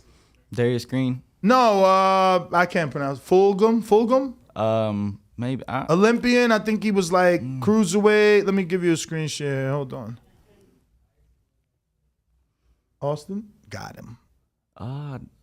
No. No? Or scroll down. Let me see a picture of him. He looks familiar, but no, I don't know him. Oh, okay. I seen him following you. I'm like, oh, y'all must know each other. I don't know. I'm not sure. He watching, champ. You better start watching boxing. He watching you. Look at him. He sparring F.A. Apucci right here, man. This dude's a fucking animal. Oh yeah. So he watching you, champ. I don't know. I was just screen sharing your social media, and it's like he's following. I'm like, oh, I didn't know y'all knew each other, but I guess not. He coming for you. Nah, I'm fucking with you. Nah, you gotta watch though. You gotta watch. You gotta watch. Listen, It'll change once he gets out here. He'll see, because I see Johnny Rice following you too. Have you met him, the heavyweight? No, sir. Man, look at that. People just following you, champ. Yeah. That's good. That's good, because Johnny Rice is out of Bones Adams. He's a heavyweight, just beat Michael Polite. He's doing his thing. So they are watching you, man. We're going to go ahead and take a quick intermission, take this picture with Jamar, and we will be right back. 12 years. I never expected it to turn out like this. TheBoxingVoice.com. Shout out to the community, man. I appreciate y'all. What's happening, people? Info Joe, Los Angeles, in the building. Adrian, the problem wrong, the man from the frozen tundra. Keem, straight out of Florida. Liz Low, Decatur, Georgia. You already know what it is. It's the Queen, Martha K, Detroit, stand up. David Maldonado, New York City. Yo, Nuts, don't cut me off, man. Don't cut me off. King Amin of Essex, catch me for them championship rounds. Big Super Mac, Plainview, Texas. Davidian in Buffalo. God bless you all. Jesus' name. Without Chai, it ain't nothing. Without the callers, it ain't nothing, man. Bad Girl, TKO, San Diego, California. Big Fish, Vegas. Palm Beach, Florida. Intrigue the Incredible, straight out the AT&T. James Benitez, Huntsville, Alabama. It ain't hating, it's just the truth. Show Kid, Mount Vernon, New York, suckers. SDS Promotions. Coach Mide from London, UK. Checking in from Tennessee, it's Lethal James, P-A-Y-N-E. It's lethal. Line 6 Reed, just spreading that boots gospel. Bo from Bama, only in America. Well, I'm a true attestation to the American dream. King Born, Crown Heights, Brooklyn. You heard? 4 chicken wings and french fries, breakfast and champions. Let's get to it. JT, New Orleans, Louisiana. Stuff like that. Yo, TVV, this Coach J-Mac. New Orleans, Louisiana, 504, baby. What have you? C. Y. E. California. Like the video, subscribe to the channel, join YouTube members and Patreon for some. This is the #1 pound for pound and 2 division. What up, what up, what up, what up? We are back, ladies and gentlemen. Yes, that was a great interview. Great day of boxing talk right here on TBV. Let's see, do we got any Discord? Who's on Discord? Who's ready to rock out? Someone right there. Who's that? James Payne Lee. Speaking of James Payne, man, shout out to him. He actually, their card this weekend has my guy Julio Garcia fighting. That's the first time I cornered a pro fighter. Julio was there. That's it. You know what? Actually, that's the night that Andy Ruiz shocked the world. I was out in California. Devin Alexander got beat by Red Catch that night. Whoa, what you mean Devin got beat by Red Catch? No, Devin Alexander. Oh, Alexander. Wow. Yeah, Alexander. Yo, even though you're saying Alexander, I'm hearing Haney. Like, what are you talking about? But I think that's dope that he got Julio up on the card from Madison, Wisconsin. So that's cool. Shout out to the gentleman. That is dope, man. That is dope. So who's that? James, what up, James? I'm sorry. What's poppin'? We can skip the intro, man. You know what I'm saying? It's me checking in from the great state of Tennessee. It's your boy James, P-A-Y-N-E, Mr. Lethal himself.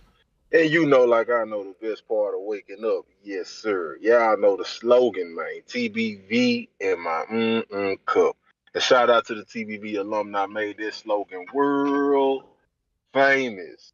Man, what's poppin', gentlemen? How we doing? That's the Gibbs. My what guy, up? AR the problem. What's poppin', man? I see you. Your flight made it safely. AR, you end up looking real good under the bright lights, man. Yeah, man. I ain't slept yet, though. I ain't gonna lie. I couldn't sleep on the 4-hour ride because I'm scared as fuck of flying. I'm not gonna lie. Bro, I'm the dude in the seat for hours just gripping and really worried about it. And then I got here and my guy picked me up and it was just like, my flight was late, so, you know, I was like, I ain't taking no nap. I might as well just stay up and ride it through. Yeah, just rock out. Well, I mean, hey man, that's what's up, man. You definitely holding it down up there in place of Reem Walk, who represent TBV strongly down in Dallas, I'm sure, man. Just wanted to chime in, man. And we ready, man. Tomorrow is going down. You know what I'm saying? It's a big day of boxing. Not only will AR's homeboy Julio Garcia be fighting DeMichael Harris on the TriStar card here in Murfreesboro, Tennessee, but we got the big gunners, man. Ugas and Spence. I already gave my prediction on this fight, but I would like people to stop disrespecting Ugas. And I mean, yeah, man, he beat an aged Pacquiao, but we need to remember he beat Pacquiao with one arm. He was handicapped in their fight and still held it down, man. So I mean, Ugas is a credible opponent. He's a world champion. I don't think guys win world championships on accident. I think you actually win them, regardless of we respect the caliber of the champion. He's still a champion. Prime example, Paulo Malignaggi was a welterweight world champion, and people questioned his power. They had all type of questions about him, but he was a world champion nonetheless. So, I mean, man, I'm enjoying the content. Y'all have had spectacular interviews the past few days.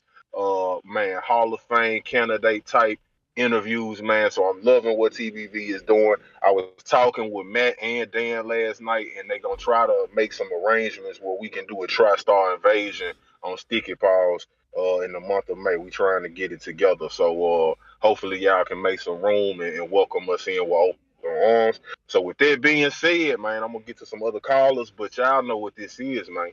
This is the illest, trillest, dopest boxing podcast in the entire galaxy, man. Let me see. Let me make sure we still. Okay, yeah, that's the one right there, too. Yeah, Third Rock still, man. Third Rock from the Sun. The TBV reigns supreme. So James Payne, Letha checking out. It's a beautiful day in Tennessee, man. Y'all be blessed out there in Vegas. All right, champ. We got Oscar in San Antonio. Oh, no, we don't. You need to refresh. All right, that's everybody. That's GTO, Instagram, and Twitter. Let me double check these super chats. We last stop at Chuck Supremacy. And we got Mirin Floco, who says, one more sleep. Hashtag Ugas versus Spence. Blue heart emoji. Glove emoji. Big fish emoji. Puerto Rico flag. Texas. Or was that Cuba? Is it red stripes with Puerto Rico or blue? Nah, blue. I believe it's blue stripes. No, it's blue. Yeah, blue with the red stripes. Just look at Captain America. His armor looks like the Puerto Rican flag. Texas Bulldog Watson says 7 tickets purchased. Bud fans hate Spence doing numbers. 100 emoji, big fish emoji, fire emoji. I don't get what he meant by 7 tickets purchased. What you mean? You bought 7 for your family and you're saying that means that Spencer's doing big numbers? Because it would have been better to have like a few zeros attached to that. But that is everyone. Nest GTO, we back tomorrow. Some live fight chats will be here for not only Conor Ben, but also for can't remember.